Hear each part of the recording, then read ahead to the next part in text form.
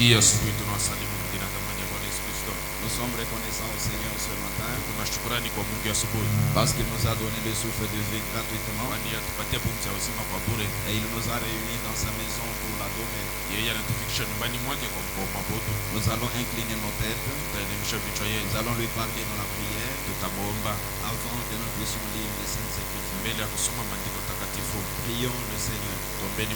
Seigneur Jésus-Christ, Dieu Tout-Puissant, nous bénissons grandement ton Seigneur ce matin pour le souffle de vie et la grâce que tu as accordée à chacun de nous. Si nous sommes vivants ce matin, Seigneur, ce n'est pas parce que nous avons fait quelque chose de bien, mais c'est parce que ton souffle a été renouvelé gratuitement en nous, Père. Ce matin, nous unissons à toutes les autres créatures que tu as faites. Nous nous inclinons pour te dire sincèrement merci.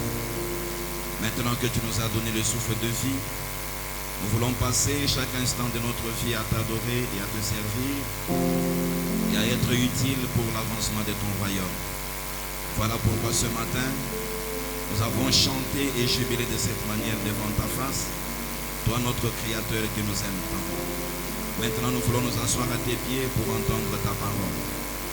Il est dit dans l'Écriture que chaque Écriture est inspirée de Dieu, utile pour enseigner, pour corriger, pour instruire dans la justice, afin que l'homme de Dieu soit accompli et propre à toute bonne œuvre. Nous avons quelques Écritures devant nous ce matin. Nous te prions de les oindre en notre faveur, afin qu'elles puissent accomplir le but pour lequel tu les as placées dans la Bible et dans les brochures. Chacun de nous, nous nous plaçons dans tes mains, Seigneur, afin que par ta parole, tu puisses nous façonner, nous tailler et produire au travers de nous ta propre image par ta parole. Nous chassons de ces lieux tous les esprits impurs qui ne confessent pas Christ comme Seigneur et Sauveur. En même temps, nous implorons la miséricorde des dieux afin que tout celui qui est venu en ces lieux étant pécheur, qu'il puisse être sauvé par l'influence de ta présence.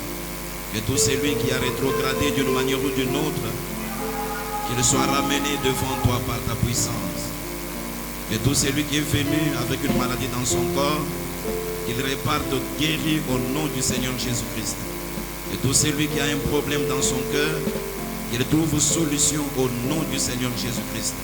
Commence avec nous cette partie de la parole en nous oignant nous-mêmes, en oignant aussi notre interprète, ainsi que toute l'assistance, dans le nom précieux du Seigneur Jésus-Christ. Amen. Amen. Nous bénissons encore le Seigneur ce matin. Nous allons terminer le sujet que nous avons commencé depuis le dimanche passé. C'est un sujet que nous avions intitulé Une nouvelle créature. Nous allons nous lever pour honorer la lecture de la parole de Dieu. Nous ouvrons nos Bibles dans 2 Corinthiens chapitre 5 et nous lirons le verset 17. 2 Corinthiens chapitre 5, le verset 17, nous lisons: si quelqu'un est en Christ, il est une nouvelle créature. Les choses anciennes sont passées. Voici, toutes choses sont devenues nouvelles. Veuillez vous asseoir. Et le Seigneur ajoute des bénédictions à la lecture de la parole que nous venons de faire. Comme je l'ai dit, c'est ce matin que nous allons essayer de terminer ce sujet que nous avions intitulé Une nouvelle créature. Vous allez vous rappeler que le soir où je prêchais sur la satisfaction de William Branham, nous avions lu une déclaration dans le message, et c'est cette déclaration qui avait retenu notre pensée et qui nous avait introduit dans cette étude que nous allons finir ce matin. Nous avions lu dans l'exposé des 7 âges de l'Église, à la page 372, le prophète a dit ceci: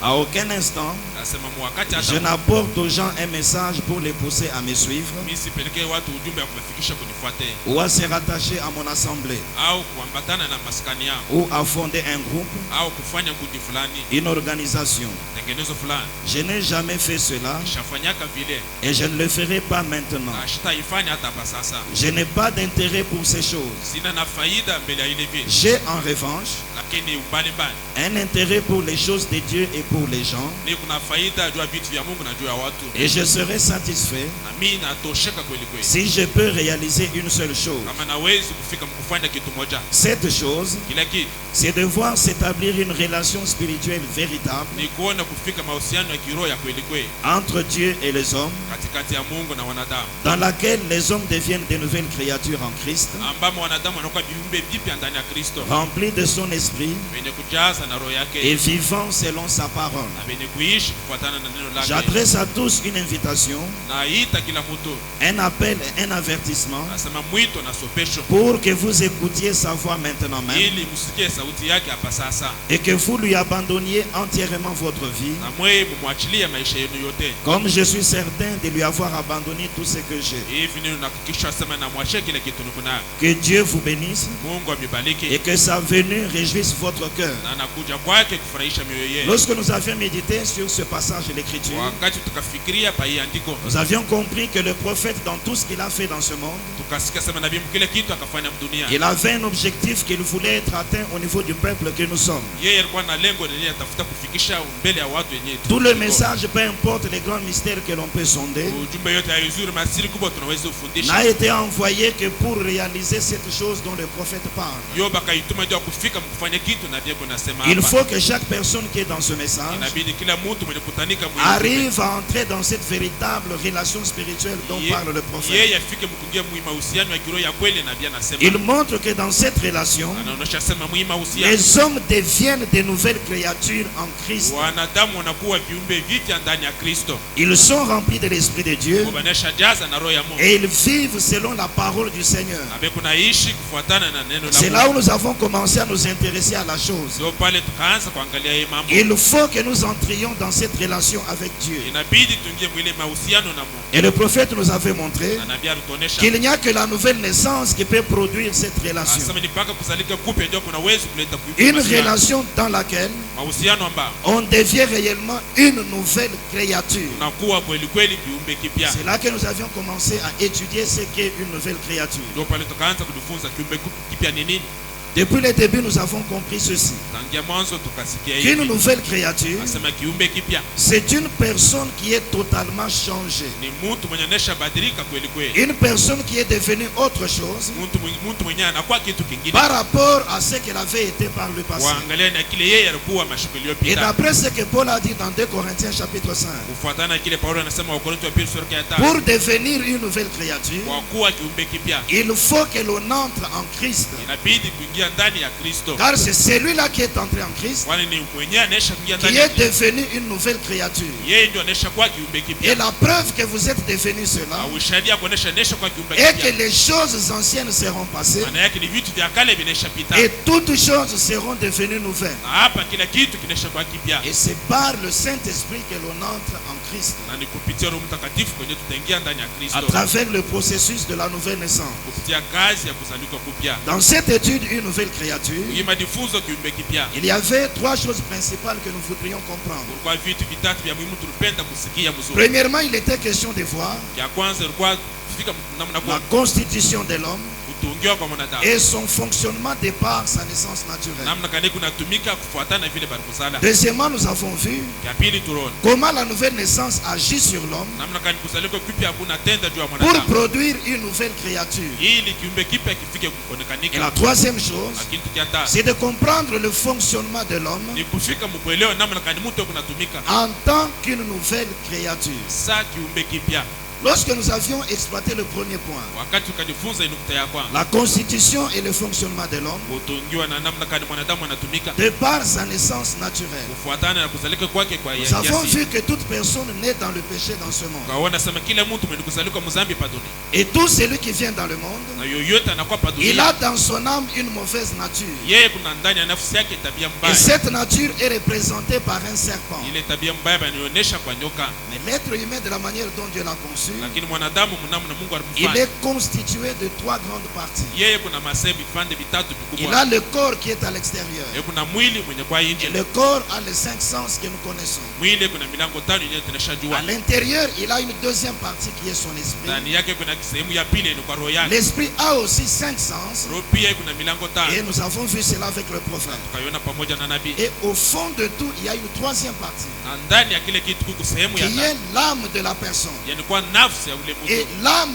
n'a qu'un seul esprit. na nafsi iko paka na mlango mmoja, Pardon, une seule porte nafsi kupaka na mlango qui mmoja, est donc son seul sens. yenye kwa ile mlango yake Et moja. ce seul sens, quand l'homme est pécheur, Na ile mlango moja wakati mtu ni mtenda dhambi, c'est le doute ou l'incrédulité. ni mashaka au kutokwamini, Et la nature qui est au fond de l'âme, na tabia ilikuwa ndani ya nafsi. pour l'homme pécheur, c'est la nature d'un Kwa serpent. mtu mtenda dhambi ni ile tabia ya nyoka. L'âme qui est au fond de tout Nafsi ilikuwa katikati ya kile dirige l'esprit inaongoza roho, et l'esprit dirige le corps. na roho C'est inaongoza comme mwili. ça que l'homme arrive à poser tous les actes qu'il pose. Ndio pale mtu anafika kufanya kila tendo anapenda fanya. Quand l'être humain vient au monde, Wakati mwanadamu anakuja le pale, prophète a montré que Dieu prend une bande. na Biblia anaonyesha sema Mungu anachukua C'est kanda simplement fulani, une manière d'enseigner pour que nous comprenions la ni chose. mpaka namna fulani ya kufundisha ili tufike mkusikia mzuri. Dieu met une bande dans un enregistreur. Mungu anabeba ile kanda, anaweka fasha kushika Mais masao. pendant les 7 premières années de la vie de l'homme, Lakini miaka ya 7 ya kwanza ya maisha ya mwanadamu, la partie de la bande est d'abord vierge, elle ne capte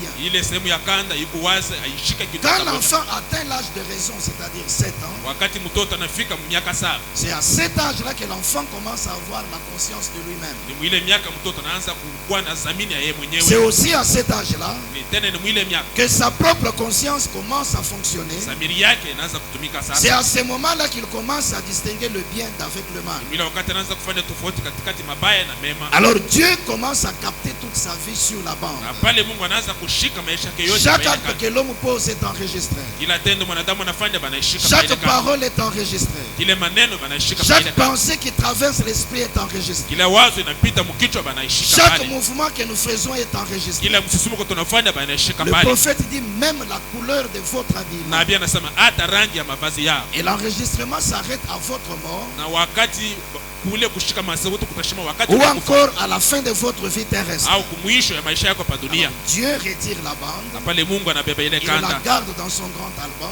anaichunga ile fasha, anaichunga. Et cela attend le jour du jugement pour votre propre Na jugement. ile inachunga siku ya hukumu kwa hukumiwa kwako. Tout ce que l'homme fait est donc enregistré. Kila kitu mwanadamu anafanya C'est comme ça banaishika. que l'être humain fonctionne Ndio vile mwanadamu yuko natumika. de par sa naissance naturelle. Kuangalia na kuzalika kwake kwa kiasi. Maintenant, Dieu veut qu'il devienne une nouvelle créature. Sasa Mungu anataka sema yeye awe kiumbe Et il kipya. n'y a que la nouvelle naissance qui peut produire cela. Na ni mpaka kuzalika kupya kunaweza kufanya vile. Comment alors la nouvelle naissance va-t-elle agir sur l'homme Namna gani kuzalika kupya kutatenda juu ya mwanadamu pour enfin produire une nouvelle créature? ili kiumbe kipya kifike mkonekanika. Nous avons vu que la nouvelle naissance est un processus Tukaona sema kuzalika kupya ni kazi qui a 3 étapes: yenye kuwa na vipande la vitatu: justification, kuhesabia watu, la sanctification utakaso, et le Saint-Esprit qui vient boucler le processus. na Roho Mtakatifu nakuwa na kumaliza ile kazi. L'homme doit commencer par la justification. Mwanadamu anapasha kuanzisha na kuzalika. Il a été pécheur depuis son enfance. Yeye alikuwa mtenda dhambi tangia utoto wake. Quand il entend la parole de l'heure, Wakati anasikia neno la la wakati, parole va condamner les mauvaises actions qu'il faisait. neno itakuuma matendo mabaya alikuwa anafanya. Alors cela va créer la condamnation dans son cœur. Ile italamusha huzuni ndani ya moyo wake. On dit qu'il va se repentir, Wanasema yeye atatubu. c'est-à-dire qu'il aura un profond regret dans son cœur Maana yake atakuwa na huzuni mnene ndani ya moyo à wake cause du mal dans lequel il vivait. kwa ajili ya mabaya ambamo alikuwa Et anaishi, cette repentance doit porter ses fruits. na ile toba inapasha kuleta matunda. Il doit aller demander pardon aux hommes qu'il a offensés. Anawezi kwenda kulomba huruma kwa watu alifanyia mabaya. Il doit aller dans la prière se repentir devant Dieu. Anawezi kwenda maombi kutubu mbele ya Il Mungu. doit faire des restitutions des biens d'autrui qu'il gardait. Anapasha kurudisha vitu vya wenyewe alikuwa navyo. Il doit aller prendre le baptême dans l'eau au nom du Seigneur Yeye Jésus-Christ. atachukua ubatizo ndani ya maji mjina ya Bwana Yesu Kristo. Quand il franchit toutes ces étapes-là, Wakati anavuka hii mavipindi yote, Dieu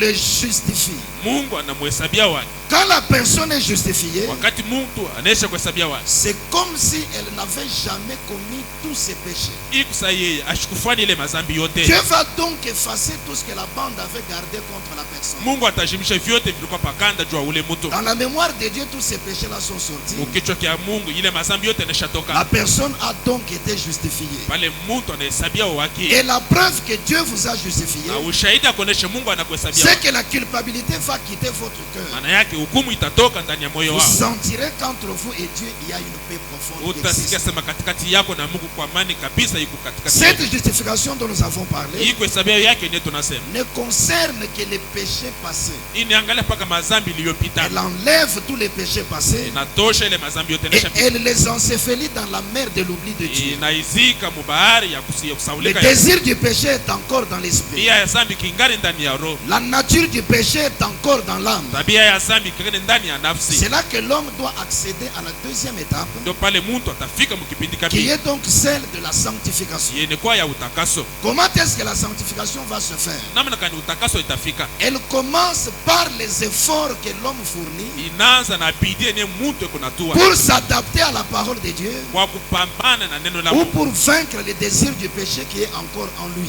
Au ndio kushinda ile nia ya zambi ilikuwa Il ndani. a été justifié. Yeye akahesabiwa wazi. La paix s'est installée dans son cœur. Amani inaisha kwa ingia ndani ya moyo wake. Maintenant, il peut encore être tenté. Sasa yeye anaweza tena kujaribu. Quand il est face au péché Wakati yuko mbele ya zambi et que le désir se manifeste en lui, na nia inaonekana ndani yake. comme il est dans la sanctification, Hivi yeye ndani ya utakaso. il va faire quelque chose pour ne pas tomber dans le péché. Atafanya kitu fulani ili ashambuke mwile sana. Et nous avons vu que cette étape, Lakini tukaona sasa hii kipindi comme elle concerne ce que l'homme fait, vile inaangalia vile vitu mwanadamu yuko elle nafanya. peut connaître des hauts et des bas. Inaweza kushinda au kufaulu. Il peut tenir aujourd'hui, Anaweza kusimama ou il imara peut leo. tenir pendant un temps. Anaweza kusimama muda Mais fulani. si la pression devient plus forte, Lakini kama mkazo inakuwa mnene il kabisa. peut se retrouver dans le mal quelque part et reprendre le processus. Anaweza kutanika mabaya fashi fulani na kuanzula tena ile kazi. Et pendant votre sanctification, Ni wakati ya utakaso yako. Dieu est en train d'observer, Mungu yeye kunaangalia. il est en train d'évaluer le travail que vous faites. Mungu yeye kunahesabia kazi yenyewe kunafanya. Quand lui-même juge bien le travail que vous faites, Wakati mwenyewe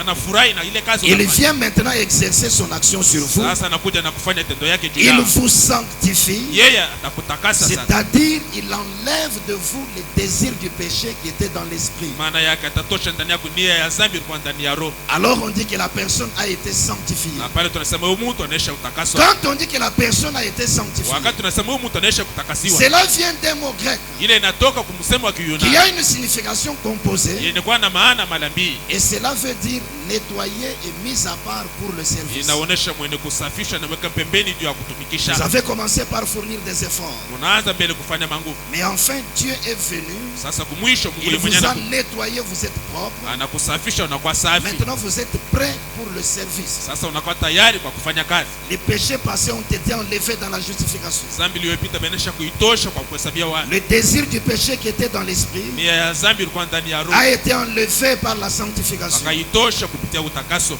Mais le processus n'est pas terminé. Lakini kazi hayaisha. La nature du péché, Tabia ya zambi, c'est-à-dire le serpent, maana yake nyoka, est toujours là dans l'âme de la personne. yeye kupaka mule mnafsi ya mwanadamu. Alors il faut que la troisième étape intervienne, Na pale inibidi aseme kipindi cha tatu kifike. c'est-à-dire le Saint-Esprit. Maana yake Roho Mtakatifu. Quand le Saint-Esprit vient Wakati Roho Mtakatifu anakuja pour terminer la nouvelle naissance, kwa kumaliza ile kuzalika il kupya. est le saint feu de Dieu. Yeye ni moto takatifu ya Quand Mungu. lui descend, il va dans l'âme. Wakati yeye anashuka anaingia ndani ya Quand il s'introduit dans l'âme de la wakati personne, analingisha ndani ya nafsi ya mwanadamu. son action c'est de brûler la nature du péché. Tendo yake ni kulunguza ile tabia ya zambi. Le Saint-Esprit consume les serpents qui étaient en Roho vous. Mtakatifu analunguza ile nyoka alikuwa ndani mwako. Alors lui-même prend la place. Na pale yeye mwenyewe anachukua fasi. Il vous remplit.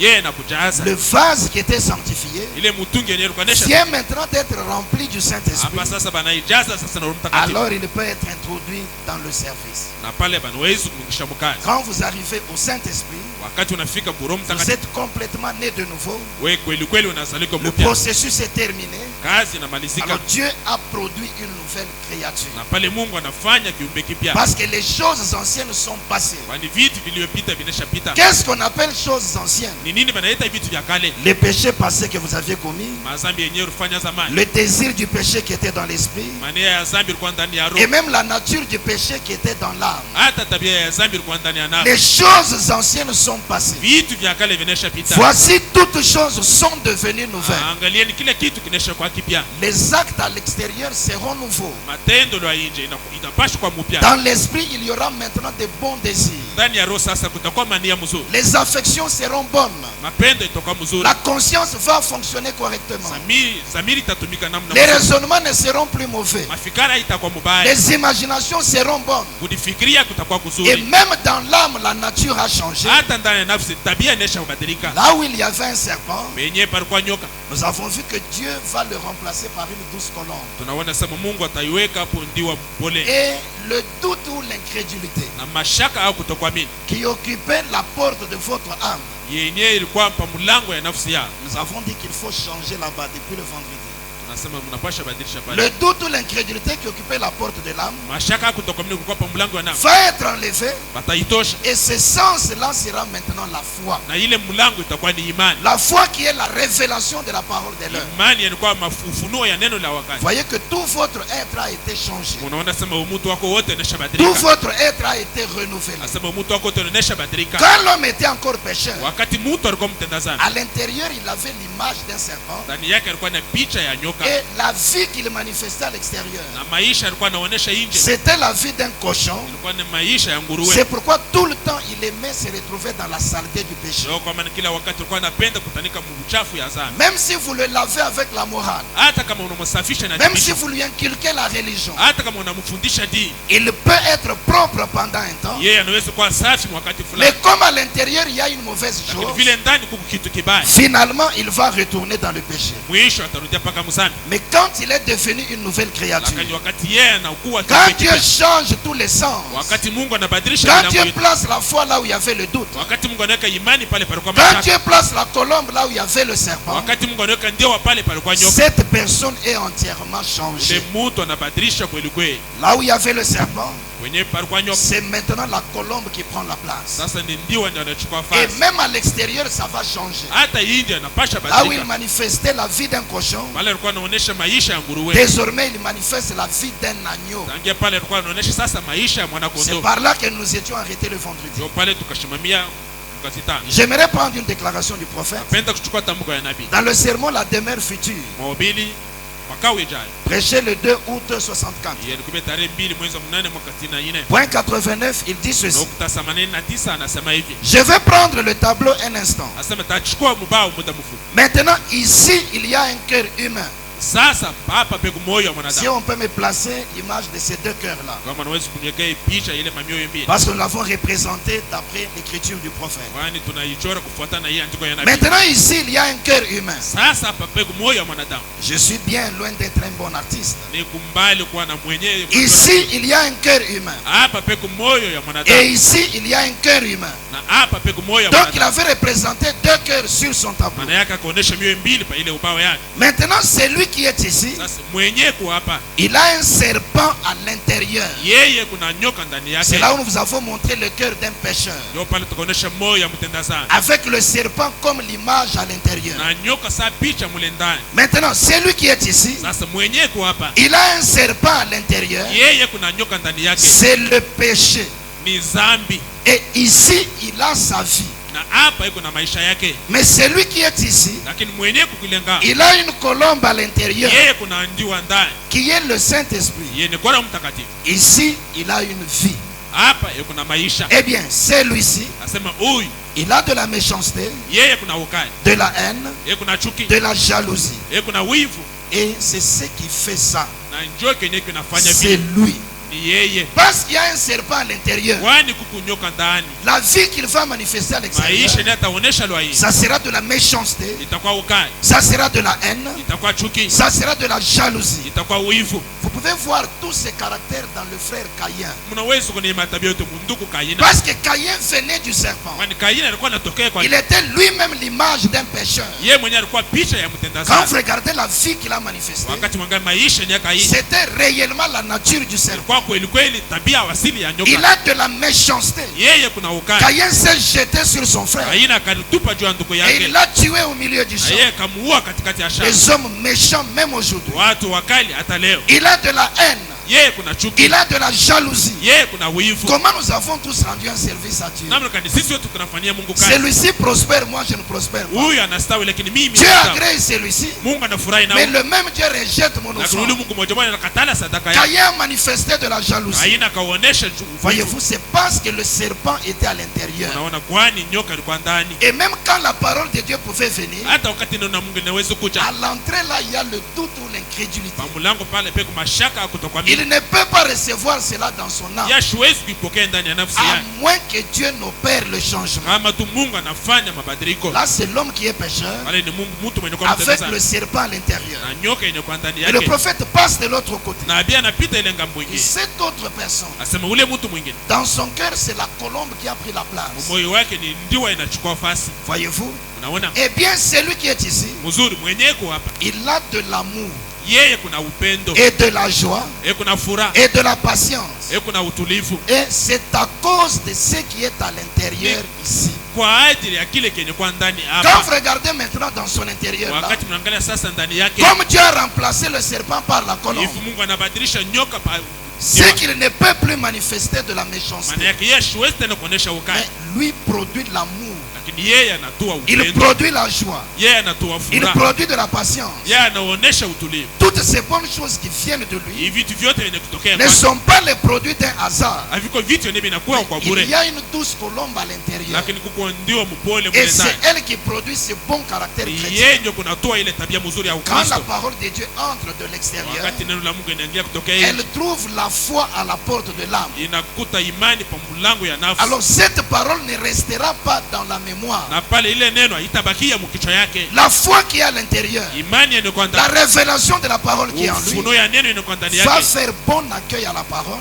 Itapokelea mzuri ile Elle neno. va entrer jusqu'à l'intérieur de l'âme. Na ile neno itaingia hata ndani ya nafsi Et yake. comme elle va trouver la bonne chose à Vile l'intérieur, itakuta kitu kizuri mwile alors ndani. cette personne produira la bonne sorte de vie. Na pale ule mtu atatoa maisha mzuri. C'est ça la personne qui est devenue une nouvelle créature. Ndio mtu mwenye anaisha kwa kiumbe kipya. Les anciennes choses sont passées. Vitu vya kale vinaisha pita. Voici toutes choses sont devenues nouvelles. Angalieni kila kitu kinaisha kwa kipya. Maintenant, comment réellement cette personne va fonctionner? Sasa namna kadi huyu mtu mwenyewe Le atatumika. principe que le prophète nous a donné le dimanche Kanuni yenyewe nabii anatupatia Jumapili. va rester le même dans la vie de la nouvelle créature. Itabakia vile vile maisha ya kiumbe kipya. C'est-à-dire l'homme a toujours les trois parties. Maana yake mtu yuko paka na ile masehemu Il a tano. toujours un corps à l'extérieur que nous voyons. Yuko paka na mwili wa ya nje yenyewe tunaweza Avec kuona. les cinq sens. Na ile mamilango tano. Il a toujours son esprit à l'intérieur. Yuko paka na roho yake mle ndani. Avec les cinq sens. Na ile mamilango Il a tano. toujours une âme à l'intérieur. Yuko paka na nafsi ndani Mais yake. cette fois-ci avec un sens qui est la foi ou la Hii mara révélation. na mlango moyo ni kwa imani au ufunuo. Maintenant, comme cette personne a été changée, Sasa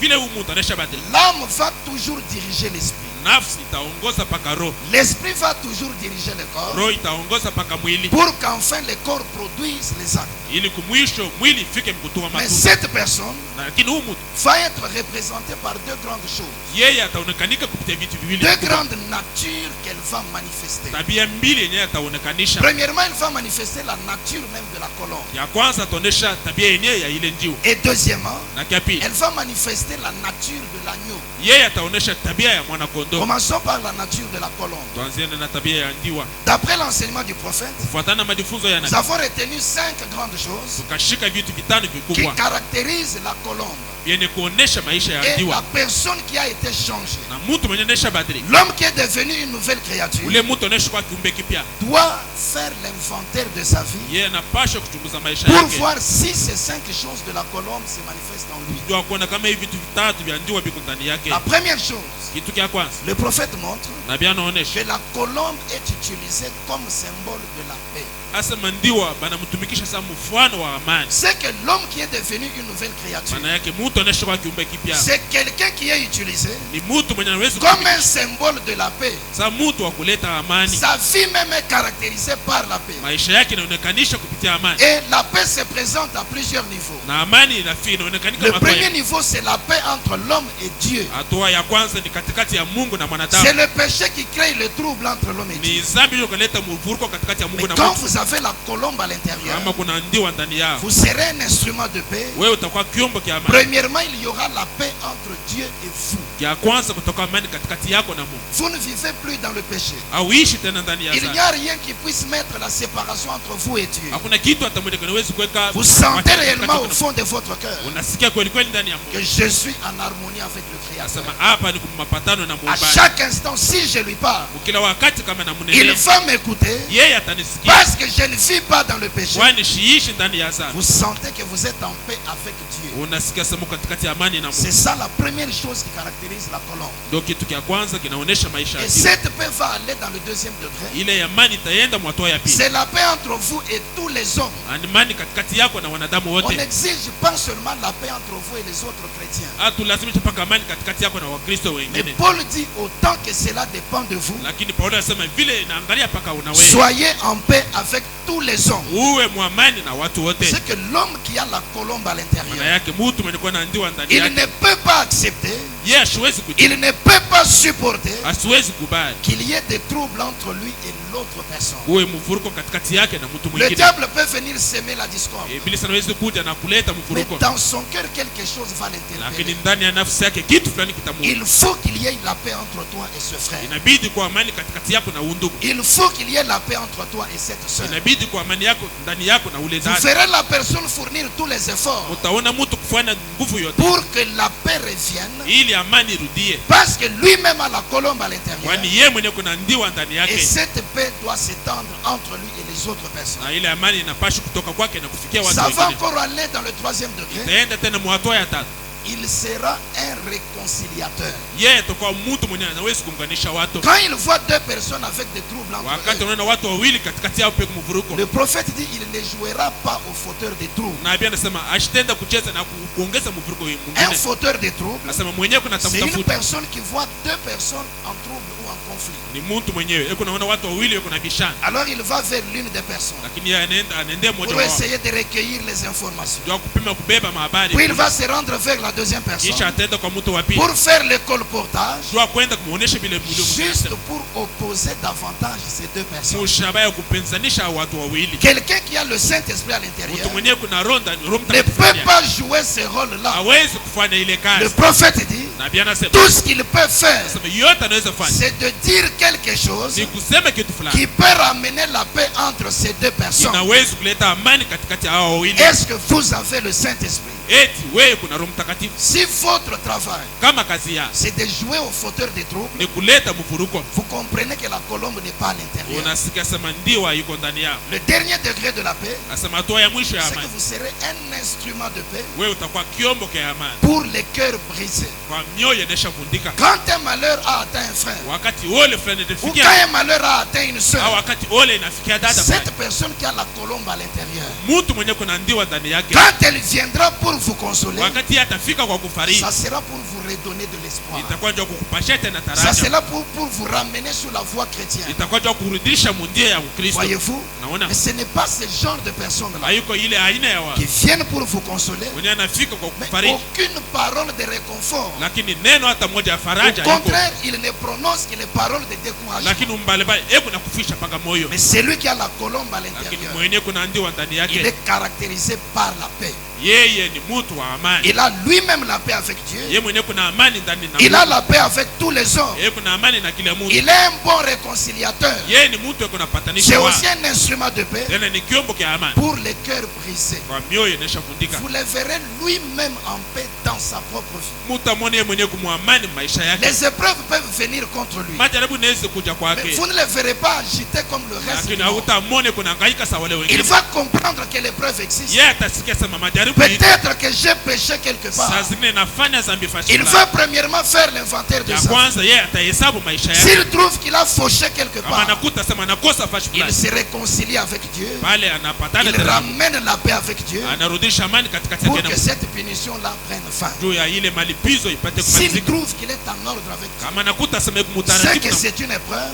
maana yake ni ujanja. Dieu veut m'enseigner quelque chose. Mungu anapenda kunifundisha Alors kitu. il est attentif même dans son Na épreuve pale kunataka sikio hata mwile pour jaribu yake chercher à saisir ce que Dieu veut lui enseigner. wa kufika mkushika kile Mungu anapenda mfundisha. Peut-être c'est une épreuve Saa zingine ni jaribu pour me perfectionner kwa kuniboresha afin que je grandisse dans la foi chrétienne. ili nipate kukomea muimani. Ça sera une personne apaisée même dans les épreuves. Itakuwa ni mtu wa amani hata katikati ya Et quand majaribu. vous voyez ce genre de chrétien, Wakati unaona ile aina ya un Wakristo petit rien, il parle contre Dieu. kitu kiloko anasikilia Impétriels, ils abandonnent la parole. kitu fulani anaacha neno, C'est que la colombe n'était pas à l'intérieur. maana yake njiwa yuko ndani La yake. colombe est premièrement utilisée Njiwa banaitumikisha comme kwa un symbole de la paix. sa mfano wa amani. Deuxième chose Kitu cha pili qui caractérise la colombe, yenye kuonesha maisha ya le ile prophète dit c'est la douceur et l'innocence. nabii anasema ni upole, ni kukosa kujua mambo. La colombe manifeste la douceur. Ndiwe kunaonesha Vous upole, verrez cela dans sa façon de parler. utaiona namna yake ya Même kusema, quand on lui a fait du mal, hata wakati dans banamtendea sa mabaya, façon de répliquer, namna yake ya vous kujibu, verrez qu'il y a de la douceur dans cette personne. utaona sema kuku upole katikati ya Même uno. quand il va vers celui qui est fautif, Hata wakati anaenda kwa ule mwenye Paul anaishafanya dit kosa, parler au fautif avec douceur. atenda kunene ule mtu na upole. Quelquefois, nous les éloignons davantage Mara nyingine tunawaendesha kambaya, parce que nous allons vers eux avec la brutalité. kwani tu kunaenda kwao na ukali. Voyez-vous, Unaona, je me rappelle dans les premières années de notre foi chrétienne, nakumbuka miaka ya kwanza wakati tulikuwa naamini, là où nous étions en train d'évoluer, kwenye tulikuwa naendelea, on pouvait organiser des séances de Matthieu 18 à l'église. tunaweza kufanya mikusanyiko ya Mathayo 18 On kwa donne kanisa. à l'église une semaine pour aller voir le fautif. Wanapatia kanisa wiki moja kwa kwenda kuona ule Ils mtu ne anapokuwa. partent pas.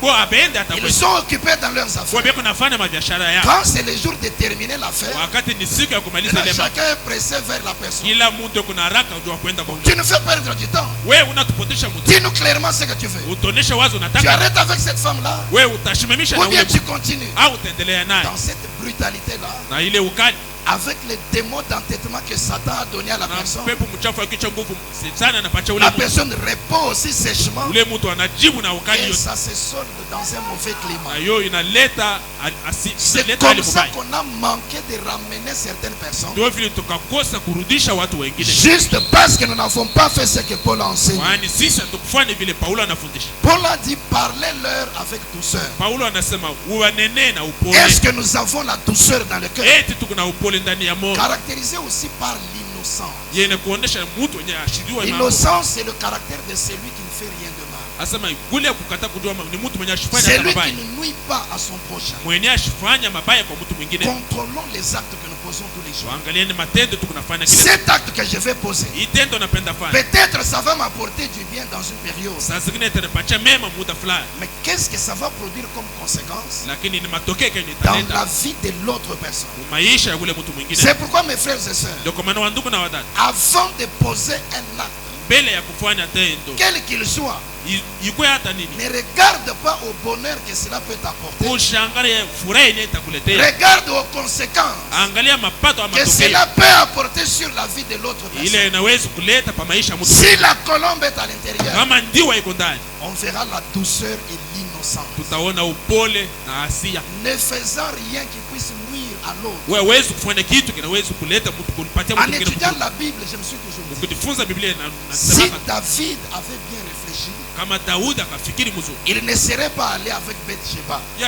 ashwezi kwenda na Bathsheba. Cela lui a apporté une jouissance pendant un temps. Ile ikampatia furaha wakati fulani, Mais regardez les conséquences de cet acte lakini angalieni mapato ya dans matokeo la ile vie de l'autre personne. mu maisha ya ule mtu mwingine. Un homme innocent est arrivé même à mourir. Mtu mwenye ashukuru hata mama anafika hata nakufa. Uri le Hétien n'avait rien fait qui pouvait le conduire à la mort. Ule uri wa kuetea shufanya kitu kile kinaweza, Mais c'est le mauvais acte posé par David. lakini ni tendo mubaya ne Daudi Pour akafanya couvrir cela, kwa kufunika il ile, est allé plus loin yakaenda hata mbali jusqu'à amener cet homme innocent dans la mort. ya kufikisha yule mtu ashudie mambo hata kulufu. Une petite jouissance Asema furaha ya muda de quelques minutes seulement ya dakika tu chache a brisé un foyer qui était paisible par le passé. inavunja jamaa fulani ilikuwa na amani mshikilio pita. Si on peut s'asseoir pendant un instant Kama tunaweza kukala muda mfupi et réfléchir sur ces choses, na kufikiri kuhusu hivi nous vitu, manifesterons la nature de la colombe, tutaonesha tabia ya njiwa, la douceur et l'innocence. upole na kukatala kujua mambo. Troisième chose, Kitu cha tatu, le prophète dit, nabii anasema, la colombe n'a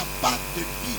asema ule njiwa ana na kale katu ka uchungu. Il dit qu'il a étudié toute l'espèce volatile, Asema anajifunza ile vitu vyote, tous les oiseaux du ciel. mandege yote ya anga. Il a découvert que chaque oiseau a la bile. Anakuta asema kila ndege kuna Seule kitu la fulani ka uchungu. colombe n'en possède pas. Mpaka ndio ana na kale ka uchungu ndani yake. J'ai regardé dans la science. Naangalia mambo vitu ya sayansi. La bile, c'est un liquide Kale katu ka uchungu ni mai sécrété fulani. par le foie Mai fulani ile inatoka mapafu. et emmagasiné dans la vésicule biliaire. Bene kuichunga mwile fasi. Elle s'écoule dans l'intestin grêle Yo kuna ingia mwile matumbo. sitôt que la présence de graisse est détectée. wakati tu mafuta banaiona Elle joue un rôle important dans la digestion. yo iko nafanya kazi fulani Parce qu'elle participe à l'absorption des graisses. kwani ye iko nafika mkumeza ile Toutes les mafuta graisses de l'organisme. mafuta yote ya mwili Pour qu'elles arrivent à être absorbées, ili ifike mkumezwa il faut l'intervention de la bile. inabidi asema kale ka uchungu kakuwe Mais la colombe n'a pas de bile. lakini ndiwa ana na kale katu ka uchungu C'est pourquoi quand vous observez la colombe, ndio kwa maana wakati unaangalia mzuri le ndiwa prophète dit, nabii anasema elle ne se nourrit que du grain yeye kunakula paka mambego ou de la bonne sorte de la sémence. awe nakula paka mbego mzuri Toutes les viandes pourries, elle ne peut jamais s'en approcher. manyama yote ya yenye kuoza yeye siwezi hata kukaribia Même là où il y a l'odeur de ce genre de choses, hata pale peko harufu ya hivi il dit, vous ne verrez jamais la colombe là-bas. anasema utaona kamwe ndiwa pale Parce que Dieu l'a conçu kwani Mungu anaisha mfano avec un organisme qui ne peut pas produire de la bile. na mwili yenyewe haiwezi kufanya ile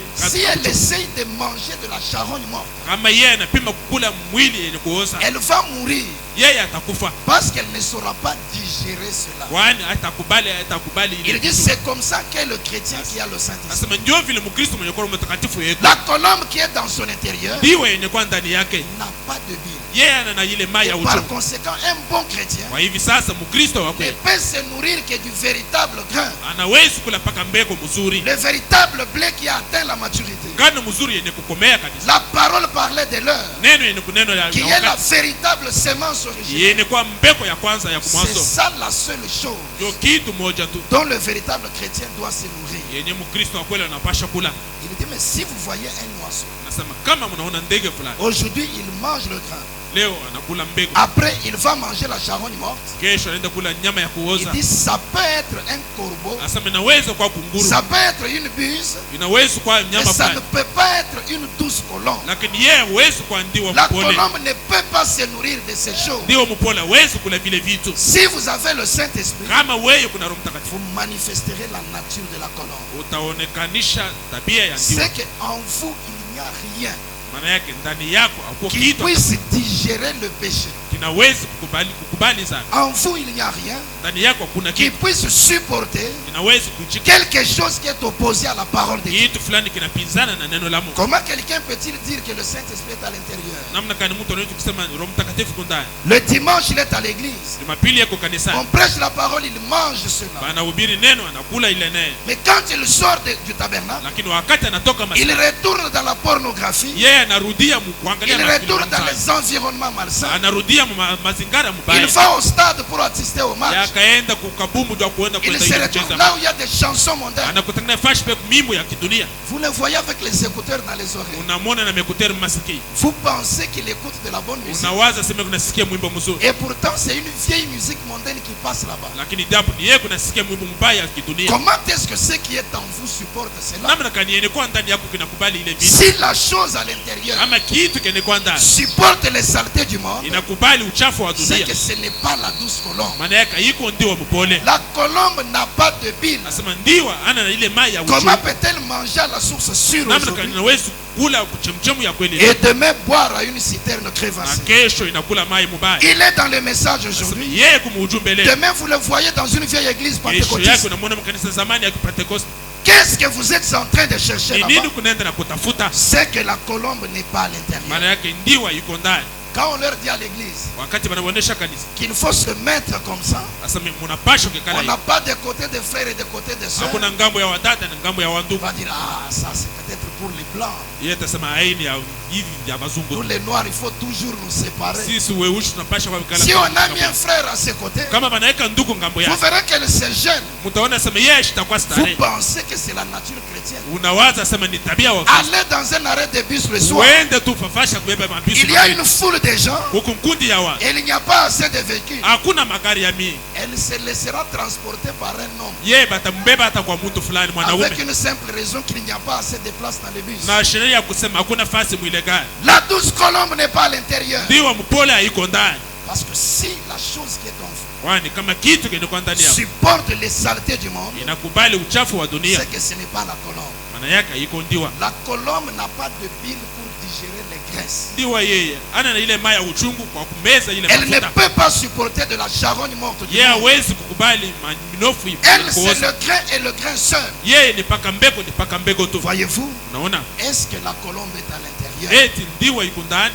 La quatrième chose, kitu cha ine le prophète dit, na bien anasema la colombe est fidèle à son compagnon. asema ndiwa ni mwaminifu kwa mwenyewe kunatumika naye. Dès qu'elle a trouvé un compagnon, Wakati anapata mtu wa kutembea elle ne naye, peut pas s'hasarder d'aller avec un autre. yashwezi kwenda na kwanza kutembea na Nous mwingine. sommes l'épouse du Seigneur. Sisi tuko bibi harusi Et wa Bwana. notre compagnon, c'est Na Jésus-Christ. mpenda wetu ni Bwana Yesu Il Kristo. n'est rien d'autre que la parole de Yeye l'homme. ana kitu kingine mpaka neno ya Voilà wakati. le compagnon Angalieni mpendo auquel nous devons rester fidèles à chaque instant. mwenyewe, tunapasha bakia uaminifu kila wakati. Si la colombe est à l'intérieur, Kama ndiwa iko ndani, vous ne vous écarterez jamais de cette parole. hawezi kwenda mbali na hii neno. Vous n'irez pas tantôt avec le monde, Hautaenda saa zingine na tantôt dunia, avec la parole. Ça ne peut pas être ainsi. wakati ingine na neno haiwezi kufanyika vile. Est-ce que nous sommes fidèles à la parole? Eti sisi tuko waaminifu kuneno, Est-ce que nous agissons d'après la parole de Dieu? eti sisi tunatenda kufuatana Regardez neno ce la que Mungu. les gens font aujourd'hui. Angalieni kile watu wanafanya leo. La parole dit venez à l'église au moins 30 minutes avant. Neno inasema kuja kanisa dakika 30 mbele. Ils disent non, on doit travailler.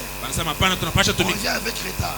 tunakuwa nyuma. Mais quand c'est le président de la République qui vient, Kama ni rais wa nchi kunakuja, ils peuvent accepter de perdre toute une journée wanaweza kuchika kupotesha hata siku mzima et rester le long de la route. na kubakia kando kando ya Toute njia. la ville est bouleversée Sasa mudi yote inafuruka parce que le président de la République arrive. kwani rais wa nchi kunafika. Mais quand c'est le roi des rois Lakini kama ni mfalme wa qu'ils wafalme, doivent aller rencontrer dans leurs mwenyewe églises, banapasha kwenda kukutana naye makanisa yao. pourquoi ne sont-ils pas si attachés à lui? Kwa nini bwana banesha ambatana naye? Je me demande si la douce colombe est à l'intérieur. Na tuuliza kama ndio mpole kundani. Voyez-vous Naona comment quelqu'un peut supporter kama kani mtu anaweza de kubali vivre longtemps éloigné de son ya Créateur. kuishi mbali muda mrefu mwenye Il kuwa est mbali dans na un mchungaji péché, wake. il se cache. Yeye kundani ya dhambi lakini anakucha. Comment se fait ton intimité avec ton compagnon qui Namna Christ? kani unafanya uaminifu yake na mpendo wako. C'est que la colombe n'est pas à l'intérieur. Maana yake ndiwa yuko ndani. Parce que si elle était à Kwani l'intérieur, kama yeye alikuwa mle ndani, elle allait te pousser à renouer de nouveau avec lui. ilipasha kukusukuma jua upate kupatana tena pamoja naye. La colombe est fidèle à son compagnon. Ndiwa yeye mwaminifu kwa mpendo wake. Cinquième chose en rapport avec la colombe, Kitu cha tano kwenye kuangalia na ndiwa. le prophète dit dans toutes les nations de la terre, Na Biblia inasema mataifa yote ya dunia on utilise la colombe comme un messager. wanatumikishaka ndiwa saa mpasha Quand il y a un mpasha message ujumbe. à transmettre, Kama kuko ujumbe ya kupeleka, on utilise la colombe. wanatumikishaka mpaka ndiwa. Si vous étudiez l'histoire de la Deuxième Guerre mondiale, Kama mwanafunza hadithi ya vita ya pili vous ya verrez que ulimwengu, comme il y avait des armes partout utaona sasa vile kulikuwa masilaha et que fasi l'on abattait les avions, na balikuwa napiga ile on mandege, utilisait la colombe comme des messagers. balikuwa natumikisha mpaka ile mandiwa sawa On wapasha, écrivait le message balikuwa naandika ile et ujumbe, on l'attachait au bec de la colombe balikuwa wanaweka pa mlomo ya ule et ndiwa, on l'envoyait. na balikuwa na mtuma, Elle allait jusque dans le camp de l'ennemi yeye alikuwa naenda hata mkambi ya et watu, elle déposait le message qu'il avait anaacha ile reçu. ujumbe banamtuma naye. Si vous avez la colombe à l'intérieur, Kama wewe kuna ndiwa ndani vous yako, serez aussi utilisé par Dieu comme un messager. Mungu atakutumikisha saa mpasha ujumbe. Le prophète dit, Na Biblia inasema vous êtes des messagers de ce même message. asema mweye Mungu wajumbe wa hii ujumbe. Tout celui qui est venu à la parole de l'homme Kila mtu mwenye anakuwa kunena doit travailler pour transmettre ce message à d'autres personnes. yeye anapaswa kutumika kwa kupelekea ile ujumbe kwa watu Et wengine, le moyen le plus principal na namna yenyewe ya par msingi lequel nous devons prêcher la parole, kupitia namna tunapaswa kuhubiri le neno. prophète dit c'est par notre propre vie. Na Biblia inasema ni kupitia maisha yetu. Le monde doit recevoir le message de l'homme par nous. Itapokea ujumbe kupitia sisi. C'est notre vie qui doit prêcher la parole. Ni maisha yetu inapaswa kuhubiri ujumbe. Nous sommes dans l'âge où la Bible doit être fermée. Huku mkizazi kwenye Biblia tunapaswa ifunga. Nous sommes dans l'âge où les brochures doivent être fermées. Huku mkizazi vitabu vya mahubiri vinapaswa Mais kufunga. la vie du croyant doit être la parole prêchée. Lakini maisha ya Mkristo napaswa kwa neno. Au lieu qu'on lise une écriture Mahali ya kusoma andiko qui fulani dit tu aimeras ton prochain comme toi-même, inasema utapenda jirani wako sawa vile. laisse-moi voir cela dans votre vie. Acha nione maisha yako. Au lieu qu'on dise Mahali ya kusema priez pour ceux qui vous maltraitent, sasa muombee kwa wale wana on mitesi. ne doit pas lire ça dans la Bible. Hatuwezi kusoma tena ile On Biblia. doit le lire dans votre propre vie. Unapaswa kuisoma maisha yako. Est-ce que vous êtes un messager? Eti wewe kumjumbe. Est-ce que la colombe est à l'intérieur? Eti ndiwe iko ndani yako. Ce sont ces 5 choses Ni ile vitu que ta la colombe en vous va manifester. vyenyewe ndiwe mwenye kwa ndani yako. Si elle est en moi ce matin, Kama yeye iko ndani yako, elle doit manifester ces 5 choses. yeye ataonesha hivi vitu tano. Si elle est en vous ce matin, Kama yeye iko ndani yako, elle doit manifester ces 5 choses anapaswa kuonesha vitu tano de l'intérieur vers l'extérieur. kutokea ndani kufika tena nje. Maintenant, l'extérieur, la vie qu'on verra, Lakini pa nje maisha yetu est tutaona aussi semblable à celle d'un agneau. inafanana na ile ya mwana kondoo. Le prophète a aussi étudié le règne animal. Nabii anajifunza tena ile jamaa ya wanyama. Et il a retenu 3 choses en rapport avec l'agneau. akashika vitu tatu kuangalia na mwana kondoo. La première chose, Asema kitu cha kwanza, il dit que de tous les animaux terrestres, asema manyama yote hapa dunia, l'agneau est l'animal le plus doux, asema mwana kondoo ni nyama mwenye kuwa mpole kabisa, le plus humble mwenye kuwa mnyenyekevu kabisa, et le plus innocent. na mwenye asitoa kitu hata moja. Avec la même douceur que nous avons vu dans la colonne, Unaona sema ile upole moja tutakaona ndani ya se jiwe manifeste aussi dans l'agneau. inaonekanika hata mwana kondoo. La même innocence de la colombe Asema kule ukatala kujua mambo kwenye se manifeste aussi dans l'agneau. inaonekanika tena hata mwana C'est kondoo. pourquoi Dieu Ndio kwa hivi Mungu avait représenté Jésus par l'agneau, yeye kaonekanikisha Yesu kwa mwana kondoo, et lui en tant qu'esprit, na yeye Saro il s'était représenté par la colombe, akatuonesha kupitia ndiwa, et la colombe était venue sur na l'agneau. ndiwa akakuja juu ya mwana kondoo. Si nous avons cette vie en nous Kama sisi tuna ile et maisha que nous sommes devenus de nouvelles créatures, na sisi tunaishi kwa viumbe vipya, la douceur se manifestera dans notre vie. upole itaonekanika maisha yetu, L'innocence se manifestera dans notre katala vie. kujua mambo itaonekanika maisha yetu, L'humilité se manifestera dans notre vie. unyenyekevu itaonekanika maisha.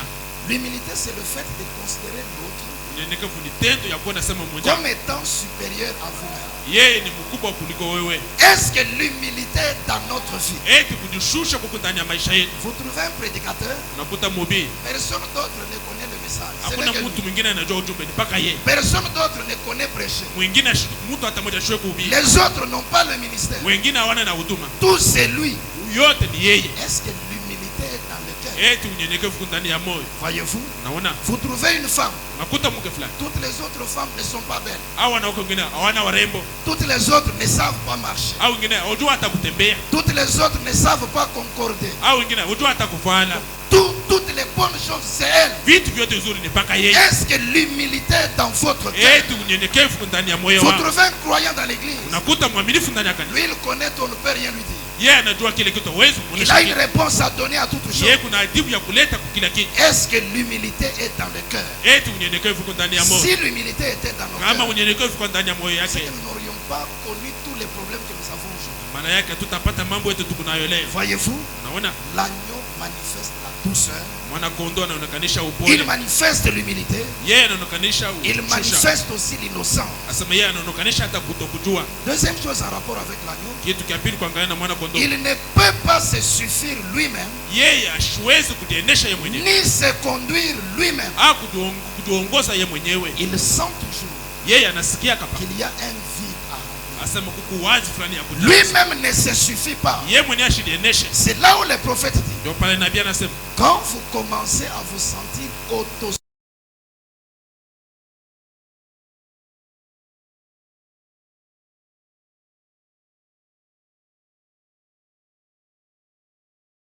de la chose qui n'est pas en toi. kwa kujaza ile wazi kile kitu haiko ndani C'est yako. là où même dans le ministère de la parole, Ndio pale hata ndani ya huduma ya neno Dieu ne prend pas tous les ministères, il donne à une seule Mungu personne. ashimebeka mahuduma yote, makazi yote anapatia C'est Mungu. le même esprit, Ni ile roho moja moja, mais il crée la complémentarité. lakini anatafuta kusema Les uns viennent comme apôtres, wengine anakuwa sawa watume, les autres comme prophètes, wengine sawa nabii, les autres comme pasteurs, wengine sawa pastor, les autres comme docteurs, wengine sawa walimu, les autres comme évangélistes. wengine sawa pashendi. Un docteur n'est pas un évangéliste. Mwalimu fulani yeye ana mpashendi, Quand c'est la place du docteur, kama ni fasi ya mpue mettez-le mwalimu, là-bas, mumweke pale, il jouera bien la chose. yeye atafanya kazi yake Quand vizuri. c'est la place d'un apôtre, Kama ni fasi ya mtume, mettez-le à sa place. mumweke pafasi yake, Il jouera bien la chose. yeye atafanya mzuri ile kazi. Alors quand les 5 fonctionnent comme Na ça, pale wakati hii tano inatumika il y a le perfectionnement du corps de Christ. huku ukamilifu ya mwili wa Kristo, Il y a l'édification des saints. huku kuimarisha kwa Tu watakatifu. ne peux pas seul faire tout. Wewe mwenyewe hauwezi kufanya kila kitu. Dieu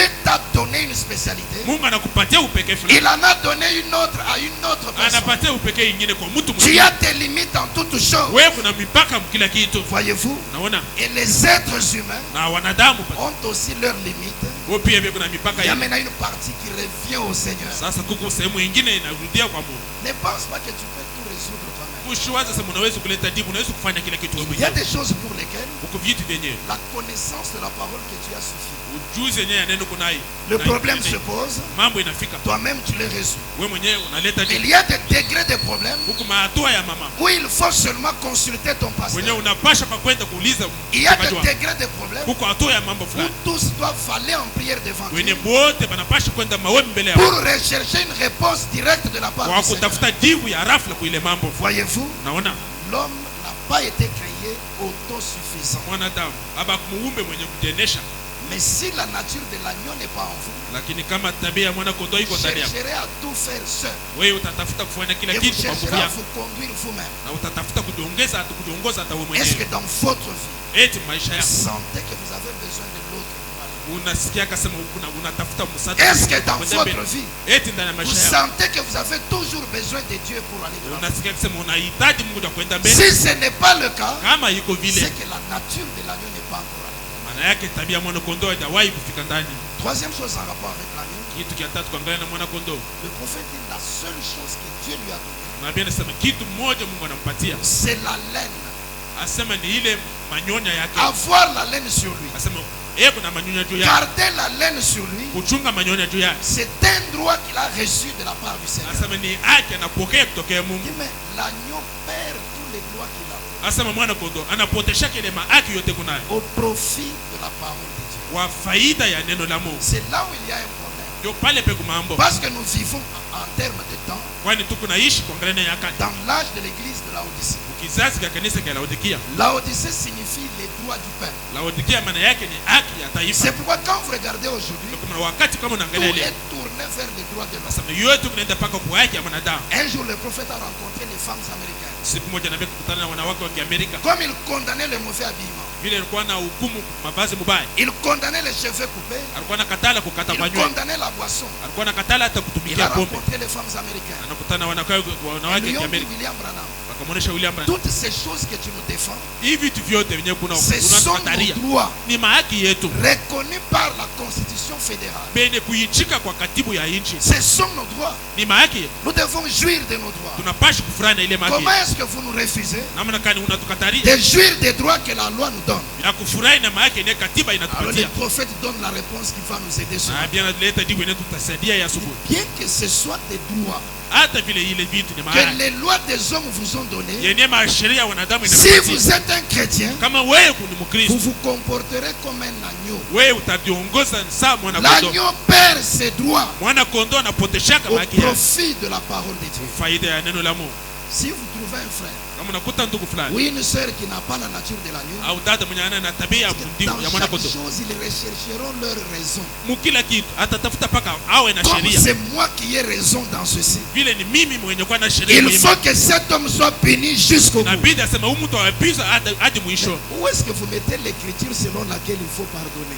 Lakini ni wapi unaweka andiko inasema unapaswa kusamehe? Un agneau quelquefois perd ses droits. Mwana kondoo saa zingine anapoteshaka mahaki Parce que yake, ce qui compte pour lui, c'est la parole de Dieu. kwani yeye ni kwa na bei juu yake ni neno la Il Mungu. peut se sacrifier lui-même Yeye anaweza hata au kujitolea profit du bien du royaume de Dieu. kwa faida ya ufalme wa Mungu. Regardez le Seigneur Jésus-Christ. Angalieni Bwana Yesu Kristo, Lui qui était l'agneau parfait de Dieu. yeye mwenye kwa mwana kondoo L'exemple parfait de la nature de l'agneau. mfano kamili ya mwana kondoo. Les hommes méchants l'ont récupéré. Watu wakale wakambeba Ils l'ont amené sans raison à la croix. wakamfikisha bila sababu hata kule Mais msalaba, lui savait que la parole devait s'accomplir. lakini yeye alikuwa anashauri sana neno inapasha Comme il y a une écriture qui doit vile s'accomplir, kuko andiko inapasha timilika. il faut que certains hommes agissent ainsi. Inabidi asema watu wengine wapate kutenda hivi mbele Alors yao, Père, na pale ba pardonne-leur, ubasamehe, car ils ne savent point ce qu'ils font. kwani abajue kenye be kunafanya. Frères, certaines écritures doivent s'accomplir. Ndugu, maandiko fulani inapasha fika. En voici une. Angalieni andiko moja, Tous ceux qui vivent pieusement en Jésus-Christ nasema wote kunaishi ndani ya utawa ndani ya Yesu seront persécutés. batateseka. Et quelquefois, Mara nyingine la persécution doit venir sans cause. ile mateso inaweza kufika bila sababu. Il faut que cette écriture-là s'accomplisse dans la vie de chacun. Inabidi ile andiko ifike maisha ya kila mtu, Et Dieu doit créer certaines circonstances. na Mungu anapasha kuumba matukio Dieu fulani. doit laisser certaines circonstances venir Mungu anapasha kuacha matukio fulani pour kufika que ce genre d'écriture-là s'accomplisse dans notre vie. ili ile aina ya maandiko ifike maisha yetu. Mais si vous ne comprenez pas bien les choses Lakini kama usikie et mzuri que vous voulez suivre votre droit jusqu'au bout, na wewe unapenda kufuata haki yako hadi vous mwisho, allez empêcher Dieu d'atteindre ses propres objectifs. wewe utazuia Mungu kufika kwa mashamba yake. L'agneau n'a que la laine. mwana kondoo kupaka na ile manyonya mais yake, il perd ses droits quelquefois. lakini saa zingine anapoteshaka haki yake. L'homme qui est devenu une nouvelle créature, Mtu mwenye anaishi kwa kiumbe kipya, il fonctionne en manifestant ces deux natures. yeye kunatumika mkuonekanisha ile matabia La mbili, nature de la colombe tabia ya ndiwa et la nature de l'agneau comme nous venons de le voir. na tabia ya mwana kondoo. Hivi tunatoka kuona. Commençons maintenant à entrer dans certains aspects de la parole Tuanzeni sasa kuingia kwa maneno fulani ya neno, pour montrer davantage comment il va fonctionner kwa kuonesha kabisa kabisa namna gani et atatumika comment ces bonnes œuvres vont se produire à na l'extérieur. namna gani matendo yake mazuri itaonekanika. Nous Hii devons retenir ceci, tunapasha shika hii, que comme il est devenu une nouvelle créature, vile yeye anaishi kwa kiumbe kipya, c'est que lui-même est mort aux choses du monde. maana yake yeye mwenye anaishi kufa kuangalia na vitu vya dunia. Il est désormais dominé par Christ. Hapa sasa ni Kristo ndio kuna mtawala. La vie chrétienne qu'il va mener à l'extérieur, Maisha ya Kristo atatawala hii, ça ne sera pas quelque chose qui viendra de ses propres efforts. haitakuwa kitu kile kitatokea kwa nguvu yake, C'est dans la sanctification qu'il fournit des efforts. ni mutakaso mwenye atatua nguvu. Mais ici, quand il a déjà le Saint-Esprit, Lakini hapa wakati anaisha pokea Roho lui Mtakatifu, est comme mort.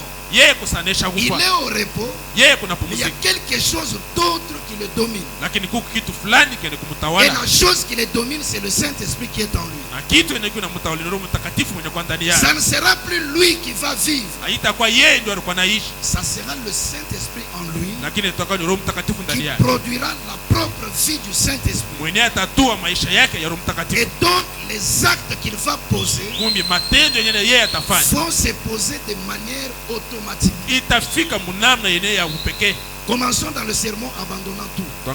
Tuanze mbele mahubiri kuachilia kila kitu. Prêché le 23 janvier 62. Yenye kumbe tarehe 23 Januari mwaka 62 Point 37, il dit ceci. nukta 37 anasema hivi: Maintenant, sasa si le même Dieu qui a écrit la Bible est en vous, kama ule Mungu mmoja anaandika Biblia kwa ndani yako, vous ne vous appartenez plus. wewe hauko tena wako, Vous êtes mort aux choses du monde. wewe nesha kufa mbele ya vitu vya dunia, Vous êtes mort à vos propres pensées. unesha kufa kwa mawazo yako, Et la pensée qui était en Christ est en vous. na wazo lilikuwa ndani ya Kristo sasa inaingia ndani yako, Alors là, na pale vous abandonnez tout pour le suivre.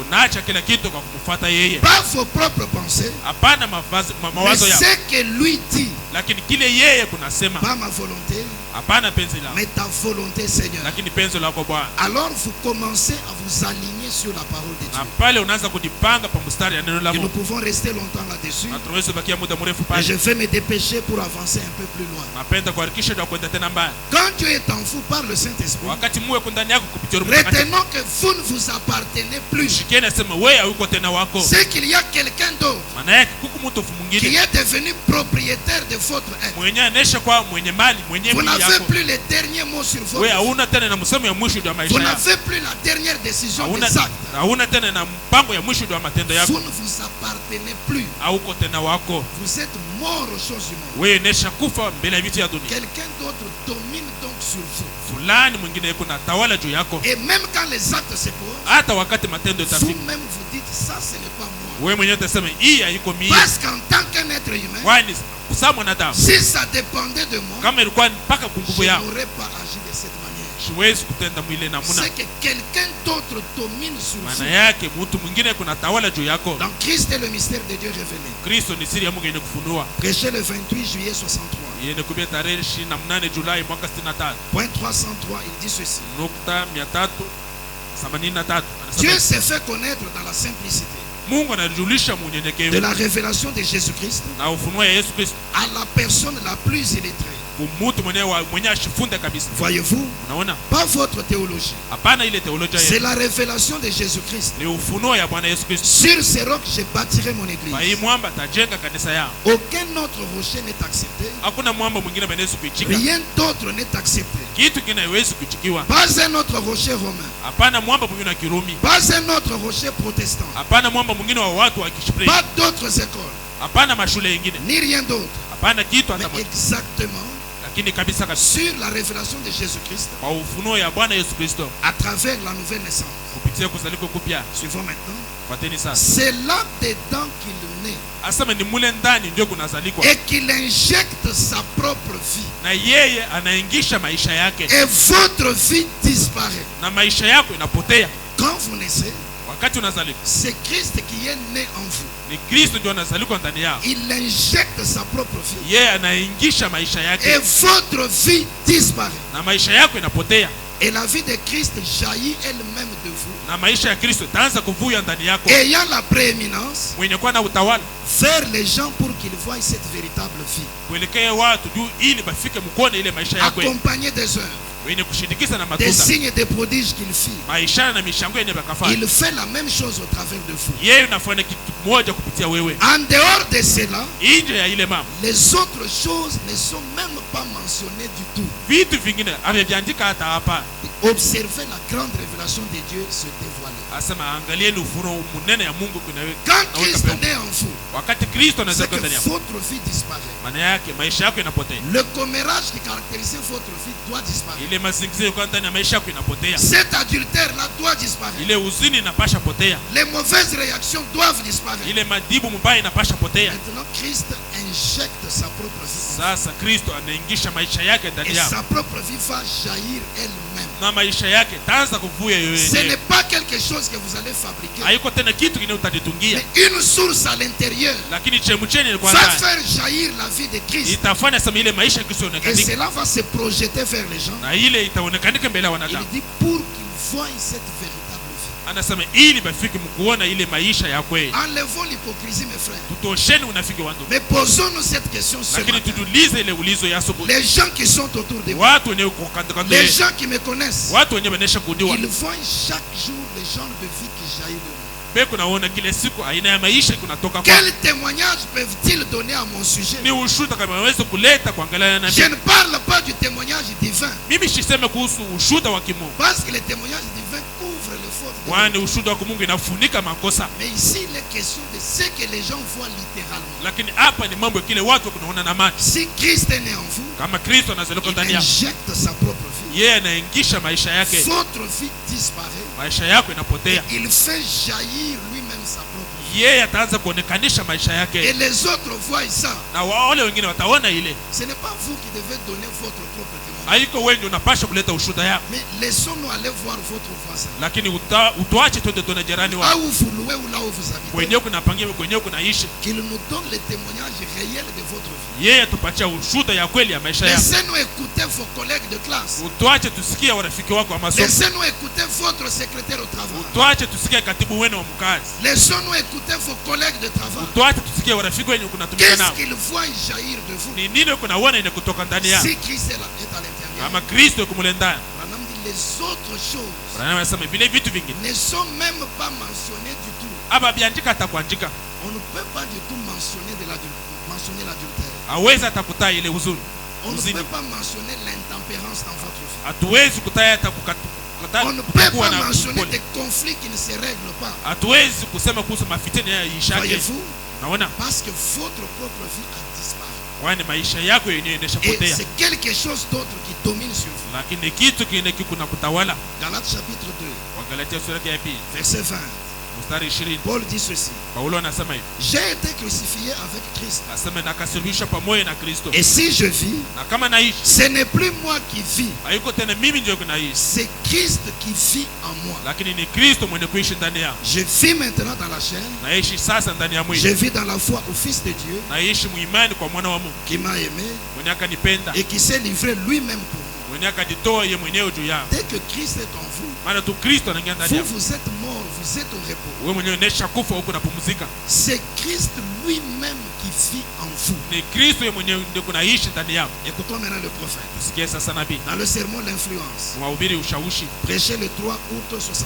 yanakupia tarehe 3 mwezi wa 8 mwaka 63, Point 23, il dit ceci. nukta 23 anasema hivi, Mais c'est pourquoi lakini le Saint-Esprit sababu yenye Roho Mtakatifu est une nécessité impérieuse dans cet âge. ni kitu, ni hitaji ya kweli ndani ya hiki kizazi, Parce que c'est lui qui mène votre vie. kwani ni yeye kunaongoza maisha yako. Ça ne sera plus vous qui mènerez votre propre vie. Haiko haitakuwa tena wewe utakuwa kwa hii, Mais ça sera lui, le Saint-Esprit, lakini itakuwa ni yeye Roho qui Mtakatifu mènera votre vie. mwenyewe ataishi maisha Vous, yako. vous serez là comme un simple spectateur Wewe utakuwa pale sasa mwangalie pour mwenye voir kuangalia comment le Saint-Esprit kwa kuona namna Roho Mtakatifu mène sa propre vie, mais au travers de vous. kunaishi maisha yake, lakini kupitia wewe. Vous ne menez pas cette vie de vous-même. Wewe hautoi ile maisha kupitia wewe mwenyewe. Ce ne sont plus vos propres efforts. Haiko tena manguvu yako. Ce n'est pas quelque chose que vous forcez. Haiko tena kitu kenye kuna Vous sukuma. n'essayez même pas d'imiter quelque chose. Haiko kitu kenye kuna iga. Mais lui-même en vous, Lakini yeye mwenyewe ndani il yako. mène sa propre vie. Yeye kunaishi maisha yake. Vous ne menez pas cette vie de vous-même. Auishi ile maisha kwa nguvu yako. C'est Christ en vous. Ni Kristo ndani yako. Après que vous avez donc reçu le Saint-Esprit. Kisha wewe kupokea Roho Mtakatifu. Et s'il n'a pas la prééminence sur votre vie, Na kama yeye ana na utawala juu ya maisha yako. alors rappelez-vous bien, Na pale kumbukeni vous mtu. n'avez pas reçu le Saint-Esprit. Wewe haupokea Roho Mtakatifu. En effet, Kwa hiyo s'il est en vous, kama yeye yuko ndani yako, il mènera sa propre vie. yeye ataishi maisha yake. Vous ne vous appartenez plus. Hauko tena wako. Voyez-vous, Naona le péché ne peut plus se manifester par vous. zambi haiwezi tena kupitia Mais le kuonekana kupitia Saint-Esprit qui wewe. est en vous domine sur vous. Roho Mtakatifu mwenye kwa ndani yako Et anakutawala. c'est lui-même qui pose les actes. Ni yeye mwenyewe kunatua ile C'est ile matendo. lui-même qui mène sa propre vie. Ni yeye mwenyewe kunaishi maisha yake. Ce que la parole déclare, Kenye neno inasema c'est ce que lui produit au travers de ndio vous. kenye yeye atafanya kupitia wewe. Et s'il n'a pas la prééminence sur votre vie, Na kama yeye ashitawale maisha yako, alors rappelez-vous na bien, pale kumbukeni mzuri, vous n'avez pas reçu le Saint-Esprit. hamtawahi kupokea Roho Mtakatifu. Vous ne pouvez pas dire que vous l'avez Hawezi kusema sema huko naye sans qu'il ait cette prééminence sur vous. kama yeye hana na yule utawala Vous juu êtes yako. devant une tentation. Wewe kumbele ya jaribu La fulani, chair veut vous pousser. mwili na kusukuma, Quelque chose à l'intérieur lakini kitu fulani lo ndani semble être plus fort que les désirs de la inaonekana chair. sasa iko na nguvu kupitia ile La mania ya chose mwili. à l'intérieur triomphe. Kitu kia ndani kinashinda, Elle produit quelque chose de na bien. hiyo inatua kitu fulani C'est kizuri,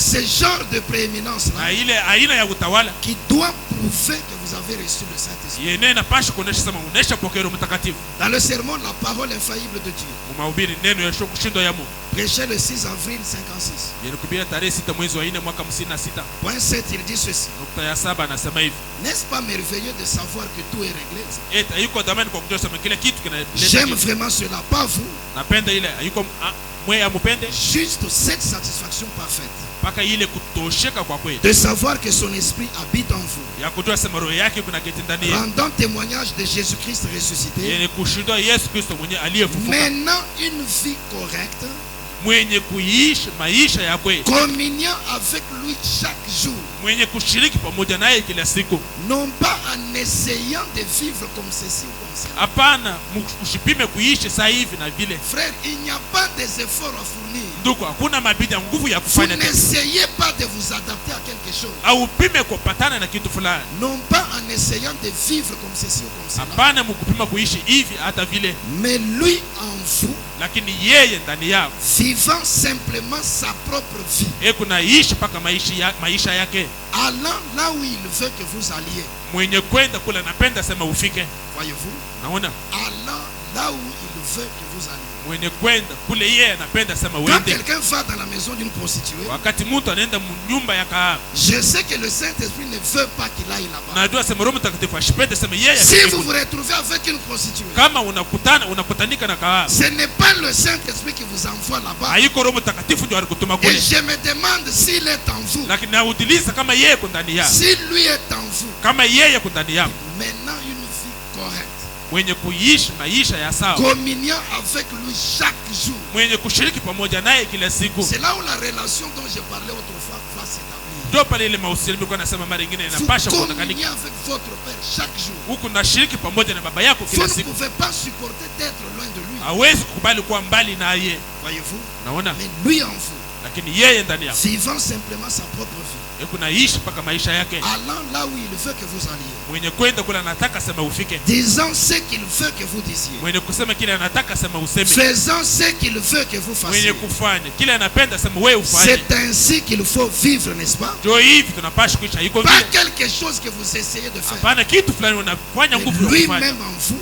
lakini yeye mwenyewe et ndani yako vous lui laissez la direction de Dieu. unamwachia kila kitu. Si on vous adresse une parole dure, Kama anakuonesha maneno mabaya, lui vous fera dire ce qu'il veut que vous disiez. yeye atafanya sema useme kile yeye anapenda Si sema on useme. pose une mauvaise action contre vous, Kama banakutendea mabaya, lui vous fera faire ce qu'il veut que vous fassiez. yeye atafanya sema ufanye kile yeye anapenda ufanye. Voyez-vous? Unaona, C'est cela le genre de fonctionnement d'une nouvelle créature. ndio aina ya kutumika ya kiumbe kipya. Pourquoi les gens sont si ballottés? Kwa nini watu kuna yumba yumba hivi? Prêché le 1er janvier 56. Yeye tarehe ya kwanza Januari mwaka 56 Point 91.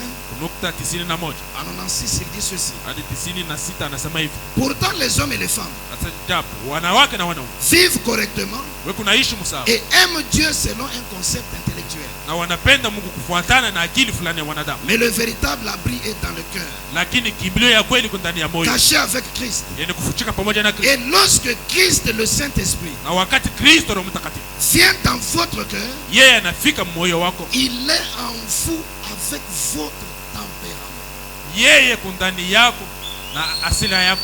Frère, le tempérament colérique, Ndugu, ile asira yako si le Saint-Esprit est à l'intérieur, kama Roho Mtakatifu le kundani, Saint-Esprit va gérer cela. Roho Mtakatifu itashika kile. Il est en vous avec votre tempérament. Yeye kundani yako na ile kasirani Vous yako, n'allez plus exploser comme vous le wewe faites. hautalipuka vile unaanza ulipuka. Il est en vous avec votre tempérament. Yeye kundani yako na ile kasirani yako. Branham, par naissance naturelle, Branham kupitia kuzaliko kwa kiasi, il avait hérité la colère de sa famille. yeye alikuwa na hasira ya jamaa Il yake. dit, nous avions assez de colère Asema sisi tulikuwa na silika pour mnana kusema arrêter une scie circulaire. jua kushimamisha ile musumeno ya nguvu. Il dit, mon père, quand j'étais un petit garçon, Anasema baba yako wakati nilikuwa à mkutano cause de la colère, kwa ajili ya régulièrement, il hasira, me prenait, il me lançait en l'air. sasa kile kwa nibeba na kunitupa yule, Je me cognais contre le nilikuwa sol. naripika chini, Il me relançait plusieurs fois ananitupa tena mara nyingi, jusqu'à ce que je perdais tout le souffle kufika wakati napotesha hata pumzi à cause de la colère. kwa ajili ya ile kasirani yake. Lui-même se mordait toujours la langue tout le temps. Yeye mwenyewe alikuwa analuma hata meno palulimi kwa Il kila dit, wakati. mais depuis que j'ai reçu la douce colombe, Tangia napokea yule ndio depuis mpole, que le Saint-Esprit est venu dans ma vie, tangia Roho Mtakatifu anafika la maisha, question de la colère a été réglée. mambo ya kasirani inaisha kuisha. Une année après le Saint-Esprit, Anasema mwaka mmoja kisha Roho Mtakatifu il a rencontré une femme. akakutana na mke mmoja, Cette femme-là l'a injurié. ule mke akamtukana Elle a aussi injurié sa mère. yeye, akatukana tena mama yake. Quand Branham a attendu la réaction, Wakati Branham akachunga ile c'est sehemu, l'amour et le pardon qui se sont ni manifestés. upendo na usamaji wakaonekanika, Alors il s'est dit, na pale akajionyesha c'est que quelque chose s'est passé en moi. maana yake kitu fulani kinaisha fika ndani Car yake. si cette femme Kwani kama huyu mke était venue à ma rencontre yeye akakuja kukutana na une année avant, mwaka iliyopita, j'aurais brisé le principe hawezi kuvunja ile kanuni. d'après lequel Kanuni inasema un homme qui bat une femme mwanaume mwenye kupiga mwanamke n'est pas assez fort pour battre un autre homme. ana na nguvu ya kupiga mwanaume mwenzake. C'est ça la chose, mes frères. Ndio kitu wa ndugu, Si il est en vous, kama yeye kundani yako, il est en vous avec votre tempérament. yeye kundani yako na ile Et kasirani c'est yako, lui-même qui gère ça. lakini yeye kuna Il est en vous avec votre tempérament. yeye kundani yako na ile kasirani Et yako, il vit sa propre vie yeye kunaishi maisha yake selon sa propre volonté kufuatana na penzi lake à travers vous. kupitia wewe. Point 92, il dit, Nukta 92 je sais anasema, que ça paraît énorme, najua sema hii inaonekanika ya mais Mungu, c'est vrai. lakini ni ukweli. Christ, Kristo vous êtes ici soumis, hapa mku penye que kutawaliwa Christ exprime les genres de mots qu'il prononce. na Kristo ataonesha aina ya misemo na Même les mots qui vont sortir de vous, hata mamisemo itatoka kwa Christ Kristo. prononce Yeye kuna ou tamu exprime awe les kunaonesha genres de mots qu'il prononce. aina ya misemo yenyewe yeye ataweza Il pense à travers vous. anawaza kupitia wewe, Les genres de pensées qu'il aurait. aina ya mawazo ni yeye unaweza kuwa nayo. Quand vous regardez une femme mal habillée, Wakati unaangalia mke mwenye kuvala mbaya, quelles sont les pensées qui sont en vous? ni mawazo kaniko ndani yako. Est-ce le même genre de pensée que Christ aurait? Eti ni mawazo mwenyewe Kristo ngaweza kuwa nayo. Il fait à travers vous Yeye kunafanya les kupitia wewe mêmes œuvres qu'il ferait. matendo moja ngaweza Vous fanya êtes soumis et au repos. wewe uko chini ya utawala yake na huku. Quelle image magnifique d'un chrétien consacré. Asema ni kitu kani kadamani kama Mkristo mwenye kutolea, Soumis. mwenye kwa chini ya Christ utawala. agissant à travers vous. Kristo mwenye kutenda kupitia yeye. Paul a dit, Paulo anasema Christ est ma vie. Kristo na maisha Et yako la mort met un gain. na mauti inaisha kwa Ce n'est ya plus faida. moi qui vis, Haiko tena mimi mais unaishi, c'est Christ qui vit en lakini moi. ni Kristo kunaishi kupitia mimi. Christ vivant dans l'âme Kristo mwenye kuishi ndani ya nafsi de la personne qui s'est abandonnée. ya mtu mwenye anaisha kujiachilia. Christ parle à travers les lèvres, Kristo kunasema kupitia midomo, pense à travers l'esprit, kuna waza kupitia roho, voit à travers l'œil, kunaona kupitia richo, agit à travers le tempérament. kunatenda kupitia ile hali Et yako. alléluia. Asema haleluya. Alors les choses du monde sont passées. Na pale vitu vya dunia vinashapita, Comment cela peut-il être autre chose que doux et plaisant tout le temps? namna gani kinaweza kwa kitu kingine? Christ a pris le contrôle. Kristo anaisha chukua uongozi. Le voyez-vous? Unaiona? Ça c'est Christ en vous. Huyu ni Kristo ndani yako. Christ en vous. Kristo ndani yako. Vous dites, Unasema, oh, voyez-vous, naye mnaona? je crois que c'est la vérité, frère Branham. Nawaza sema ni ukweli ndugu Branham. C'est juste, c'est ici. Ni kweli ni hapa tu. Mais ça doit venir là. Lakini inapaswa kuja mule ndani. Si c'est le cas, Kama ni vile, alors toute votre personne est Christ. na pale umutu wako wote ni Kristo. Toute votre personne est Christ. Asema umutu wako wote ni Kristo. C'est là où frère Branham va plus loin. Ndio pale ndugu anaenda tambaya. Il dit que les seules mains que Christ a sur la terre Asema mikono moja Kristo yuko nayo pa dunia. sont les miennes et les vôtres. Ni mikono yangu na yako. Les seules oreilles Asema masikio que Christ a sur la terre ni aujourd'hui Kristo yuko nayo pa dunia leo. sont les miennes et les vôtres. Ni yangu na yako. La seule bouche sur la terre, c'est la mienne et la vôtre. Kinywa moja Kristo pa dunia ni kyangu na Vos kyako. oreilles sont les oreilles de Christ. Masikio yenu ni masikio ya Kristo. C'est que s'il est en vous, Maana yake kama yeye ndani yako, il n'écoutera pas quelque chose de sale qui vient d'une mauvaise source. hata sikia kitu kia buchafu ni kutoka kuchemcha Comment mbaya. Christ peut être en vous? Namna gani Kristo anaweza kuwa Mais ndani yako? par vos oreilles, Lakini kupitia masikio yako, il écoute une vieille musique sale du monde. yeye anasikia muziki ya kale. Comment peut-il être en vous? Namna gani anaweza kuwa ndani yako? Il supporte de rester dans une communion Anakubali kubakia où mushiriki l'on fulani. ne parle que du mal de ceux qui ne sont pas là. Kwenyewe kuna sema mpaka mabaya ya wale watu. Comment il hawapali. peut être en vous? Namna gani anaweza kuwa Et ndani yako? par votre bouche, Na kupitia kinywa yako, il prononce des paroles qui ne sont pas justes. anatamka maneno haiko ya sawa. Comment il peut être en vous? Namna gani anaweza kuwa ndani Mais yako? par vos yeux, Lakini kupitia macho il yako, regarde les saletés du monde. yeye kunaangalia uchafu ya dunia. Ça ne peut pas être ainsi. Haiwezi kwa vile. S'il est en vous, Kama yeye yuko ndani il yako, prend le contrôle. anachukua Et uongozi. ici, il dit, Na hapa anasema tout votre être, toute votre personne est Christ. umutu yako yote ni Kristo. Votre attitude, Asema hali yako, vos désirs, asema mania yako, votre appétit, asema hata yenyewe tout utakuwa. votre être est Christ. Umutu wako wote ni Kristo. Soumis et au repos, Yenye kuwa chini ya utawala na wenye toutes kupumzika. choses parfaites. Kila kitu kenye kuwa ukamilifu. Verset 96. Mstari Il 96. parle au pécheur Yeye anasemezana mtenda dhambi. avec la voix avec laquelle il lui parle. Na sauti nayo yeye hawezi kusemezana Il naye. parle à la prostituée Yeye anasemezana na kahaba. avec la voix avec laquelle il lui parle. Na sauti nayo hawezi kusemezana naye. Il pense à travers votre esprit les pensées. Yeye kuna wazi kupitia mawazo yako. Il parle à votre cœur Yeye kuna semezana na moyo de wako. la même manière Mnamna moja moja que s'il était sur terre. kama yeye angekuyaka hapa dunia. C'est la nouvelle naissance qui produit cette relation-là. Ndio kuzaliwa kupya kutaleta ile mahusiano. Il est dans votre âme. Yeye kuna ndani ya nafsi yako. Lui-même parle à votre cœur. Yeye mwenyewe kuna semezana na moyo wako. Il peut vous donner des orientations. Anaweza kukuonesha vya Il kufanya. peut vous montrer la bonne voie à suivre. Anaweza kuonesha njia mzuri ya kufanya. Voyez-vous? Naona Et vous n'êtes plus vous-même. wewe hauko tena wewe mwenyewe. Vous vous êtes abandonné. Unaisha kujiachilia. Regardez comment il termine sa pensée. Angalia namna kanyo kunaisha mawazo yake. Et vous qui menez une telle vie, Na wewe mwenyewe kunaishi maisha safi. que Dieu vous bénisse, mon bien-aimé Mungu frère. akubariki ndugu na dada. Et ma bien-aimée sœur, Na ndugu dada, Mungu vous akubariki. comprenez que c'est possible que chacun vive ça. Mnasikia sema inawezekana sema kila mtu aishi hivi. Et faites simplement votre possible.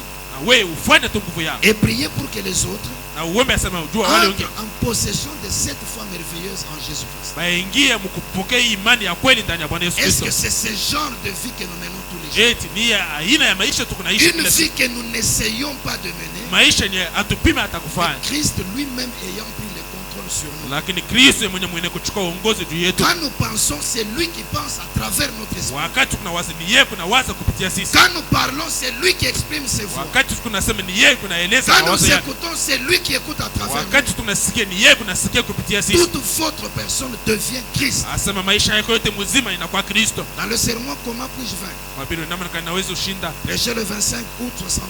Ilikuwa tarehe 25 mwezi wa 8 mwaka 63. Point 69, il dit ceci. Nukta 69 anasema hivi. Comment saurais-je alors, Namna kana nitajua frère Branham, que je suis là à l'intérieur? ndugu ya kwamba ni kumule ndani. Observez le genre de vie que vous menez. Angalieni aina kani ya maisha kuna tu. Les gens posent toujours cette question. Watu wanaulizaka paka Comment iulizo. saurais-je que je suis en Christ? Namna kana nitajua sema nesha kwa Comment ndani. saurais-je que je suis à l'intérieur? Namna kana nitajua sema nesha ya mule ndani. Observez le genre de vie que vous menez. Angalia aina ya maisha kunaishi. Examinez-vous tout simplement. Chunguza, ujichunguza tu wewe mwenyewe. Voyez si vous menez cette vie de quelle façon? De quelle façon? Automatique. Angalieni kama mko naishi ile maisha Voyez munamna si ya vous pale menez pale. cette vie Angalieni kama mko naishi ile de maisha façon automatique. munamna ya pale pale. Ou s'il vous faut faire des efforts, étirez-vous. au inabidi kusema ufanye nguvu pour y arriver alors. kwa kufika hako. Mais n'essayez pas de faire cela. Lakini ushipime kufanya vile. Ne vous arrêtez pas au niveau de fournir des efforts. Ushishimamie paka mwato ya kuanza kutoa mabidi. Laissez le Saint-Esprit venir en vous. Acheni Roho Mtakatifu afike ndani yenu. Laissez-le devenir Seigneur sur votre vie. Mumwache ya kuwe Bwana juu ya maisha yenu. Qu'il prenne le contrôle de votre être. Yeye achukue uongozi ya umutu Alors wako wote. observez la vie que vous menez. Na pale angalieni maisha yenu mtaishi. C'est une bonne vie, bien sûr. Ni maisha mzuri ndio. Mais comment elle arrive à être manifestée? Lakini namna kani inafika mkonekanika. C'est automatique. Eti ni ya pale Ou pale. bien ce sont les efforts que vous avez fournis. Au ni manguvu yenyewe unatua. C'est pourquoi quand le prophète va plus loin Toka wakati nabii anaenda tambaye. sur l'évidence du Saint-Esprit, Kwa ushahidi ya Roho Mtakatifu. il dit c'est entre vous et votre Dieu. Anasema ni katikati yako na Mungu wako. Nous allons nous limiter à voir les bonnes œuvres. Sisi tutashima mpaka mkuona matendo mzuri. Mais ces bonnes œuvres qui sont à l'extérieur Lakini ile matendo mzuri tunaona leo hii. peuvent venir des efforts que vous avez fournis, Inaweza kutokea kupitia manguvu na ou tu. encore elles peuvent venir de manière automatique par le Saint-Esprit. Au inaweza kuwa kupitia mnamo ya pale pale kupitia Roho Mtakatifu. C'est vous et Dieu qui connaissez ce qui se passe. Ni wewe mwenyewe na Mungu mnashajua kile kenye Vous avez kinafika. posé un bon acte, c'est bien. Unafanya tendo mzuri ni Mais mzuri. voyez si vous menez cette vie de façon automatique. Lakini angalieni kama ile maisha inafika mnamo ya pale Le pale. prophète dit, Na bien anasema le Saint-Esprit en vous Roho Mtakatifu ndani yenu vous fera faire des choses itafanya sema ufanye vitu que vous ne ferez pas d'ordinaire. yenyewe mu maisha ya kawaida hauwezi Dans kufanya. ce genre de situation, Mu matukio de façon ordinaire, on agit comme ceci et comme cela. namna ya kiasili banafanyaka hivi na vile. Quand le Saint-Esprit est à l'intérieur, Lakini wakati Roho Mtakatifu yuko ndani, lui a pris le contrôle de tout. yeye anaishi kuchukua uongozi wa Et kila il kitu. vous fait faire des choses. Anafanya sema ufanye vitu. Ce n'est pas vous qui faites agir le Saint-Esprit, Hayuko wewe unasukuma Roho Mtakatifu mais kutenda. c'est le Saint-Esprit qui vous fait agir. Lakini Roho Mtakatifu anakusukuma Vous wewe devenez kutenda. simplement un instrument. Wewe unakuwa paka kiombo. Mais celui qui pose les actes, c'est lui. Lakini mwenye kufanya matendo ni yeye. Comment est-ce que vous menez la vie chrétienne? Namna gani unafanya maisha ya Ukristo? Est-ce par des efforts que vous fournissez, Eti ni kupitia manguvu ou unafanya bien c'est de façon automatique? au ni mnamna ya pale pale? Vous-même, quand la chose est accomplie, Wewe mwenye wakati kitu kinafika alors ça, ce n'est pas l'homme. unasema hiki haiko mwanadamu. Parce que je connais ce que j'étais dans le passé. Kwani najua kile nilikuwaka mashikilio hivi. Devant cette situation, Mbele ya mambo ya hivi j'aurais réagi de telle et de telle autre façon. nafanyake hivi na vile. Mais cette nouvelle façon de faire, Lakini hii namna mpya ya kufanya ça, ce n'est plus moi. hii haiko C'est tena là où mimi. Paul a déclaré Ndio publiquement. pale Paulo akasema mbele ya watu Ce wote. n'est plus moi qui vis. Akasema haiko tena mimi ndio kuna C'est hii. Christ qui vit en moi. Lakini ni Kristo mwenye kuishi kupitia C'est mimi. comme ça qu'une nouvelle créature fonctionne. Ndio vile kiumbe kipya kinatumika. Parce que la colombe est dans son âme. Kwani ndiwa iko ndani ya nafsi La yake. nature de la colombe est en lui. Tabia ya ndiwa iko ndani ya La nafsi vie yake. de l'agneau est sur lui. Maisha ya mwana kondoo juu La yake. bonne chose dans l'âme Kitu kizuri ndani ya nafsi conduira l'esprit à faire ce qui est bien. itaongoza roho kufanya kitu kile. L'esprit conduira le corps à faire ce qui est Roho bien. itaongoza mwili kufanya kitu Ces kizuri. bonnes œuvres qu'il fera à l'extérieur Ile matendo mzuri atafanya leo hii lui seront dictées par ce qui est dans l'âme. itatokea kupitia kile kiko ndani ya nafsi. Ça ne sera pas des efforts qu'il faut, Haitakuwa tena manguvu yenyewe mais kunatua, c'est une vie automatique. lakini ni maisha ya pale pale. On le flagelle, Beko nampiga fi, on le met à mort. beko nampua hata Père, pardonne-leur car ils ne savent lakini pas ce qu'ils baba uwasamee, kwani abajua kile beko nafanya font. D'une façon automatique. munamna ya pale pale. Les gens se cachent derrière un verset Watu wanafuchama mbele ya qui dit que andiko l'esprit fulani, est disposé, inasema roho iko tayari, mais la chair est faible. lakini mwili ni mdhaifu. Voici. Angalie, Même quand vous êtes devenu une nouvelle créature, hata wakati unaishi kwa kiumbe kipya, même quand le Saint-Esprit est à l'intérieur, hata wakati Roho Mtakatifu anaishi ndani, il est vrai ni kweli que le corps demeure non racheté. kusema mwili inabakia yasho Parce kukombolewa, que la rédemption du corps kwani ukombozi ya mwili se fera au jour de l'enlèvement. itafika msiku ya unyanyuliwa. Quand ce corps mortel, Wakati mwili ya quand ce corps corruptible wakati mwili ya kuoza va revêtir l'immortalité, itavala kutokuoza, quand il va revêtir l'incorruptibilité. wakati itavala kutokuoza, Mais tant que nous sommes dans cette vie terrestre, wakati ne tuko hapa pa dunia pa ce maisha, corps, lui, n'est pas racheté. hii mwili haijawahi kukombolewa. C'est pourquoi même celui qui est né de nouveau vieillit, il tombe malade de ces choses. Hata mwenendesha kusema mara ya pili iko na zeka, iko na mgonjwa na Maintenant, regardez comment ça va fonctionner. angalia namna kani itatumika.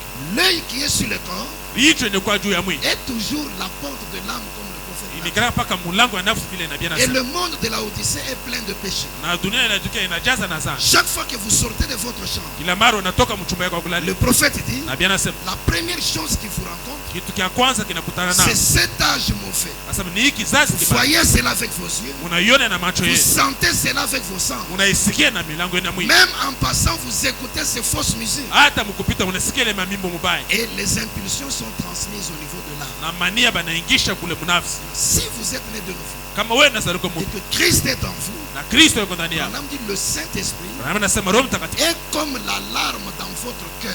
yeye kusangelengele ndani ya moyo wako. C'est un sens qui protège votre vie. Asema ni mlango fulani linakinga maisha Il dit, yako. quand le péché s'approche, Wakati zambi na karibia, le Saint-Esprit déclenche l'alarme. Roho Mtakatifu inarudisha kale kangelengele. Ça commence à vous signaler Inaanza que kukuonesha. la mort est dans le parage. Asema mauti kukandoka. Il enseigne ça dans le sermon soif. Anamfundisha mahubiri kiu. Ça commence à vous signaler. Inaanza kukuonesha. La mort est dans le parage. Asema mauti La kukaribu. mort est dans le parage. Mauti kukaribu. C'est là où Salomon a dit, Ndio pale Salomon anasema l'homme prudent voit le mal mtu mjanja kunaona mabaya. et il se cache. Lakini yeye Vous n'allez anafuta. pas avancer vers le mal. Wewe utenda tena kufika Comme mabaya. quand vous étiez encore pécheur. Mpaka vile ulikuwa mtenda Mais dhambi. maintenant, le Saint-Esprit qui est en vous, Lakini Roho Mtakatifu yuko ndani yako. non seulement il est la colonne, Ana tu. mais c'est aussi un sens qui protège votre vie. Lakini yeye pia ni mlango yenye Il kukinga vous maisha. prévient du mal Yeye anakuonesha et mabaya. vous connaissez ce que la parole dit pour que vous puissiez fuir ici. Unajua kile neno linasema kwa kukimbia ile mabaya. Et il fait une autre action. Yeye anafanya tendo hili. Il redonne la vie à votre corps qui est encore mortel.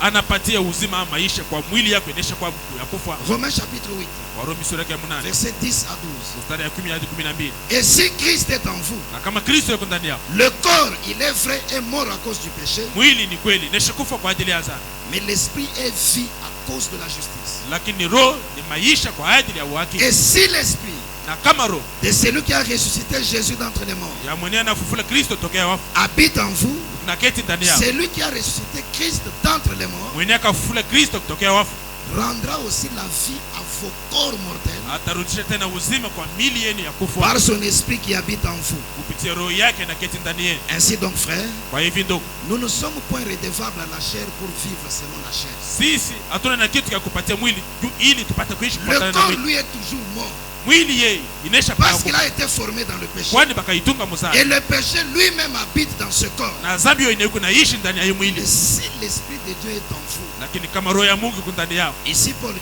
hapa Paulo anasema il rendra aussi la vie à vos corps mortels anasema yeye atapatia tena uzima kwa mili yenu ya par kufa son esprit qui habite en vous. kupitia roho yake inakuiketi ndani yenu. Cette expression, rendre la vie au corps mortel, Hii msemo kurudisha uzima kwa mili yako, vient d'un mot grec maana yake inatoka kumsema qui Kiyunani, signifie vivifier. maana yake kurudisha uzima, Donc, donner la vie à ceux qui étaient morts. kupatia uzima kwa kile kuonesha ufa. Ces corps-là étaient morts à cause du Hii péché. mwili ilikufa kwa ajili ya dhambi, Quand le Saint-Esprit entre à lakini l'intérieur, wakati Roho Mtakatifu inaingia ndani, il lui donne la vie. yeye anampatia tena uzima. Ça signifie aussi Maana inaonesha tena vivifier par une puissance spirituelle. kurudisha uzima kupitia uwezo wa kimungu.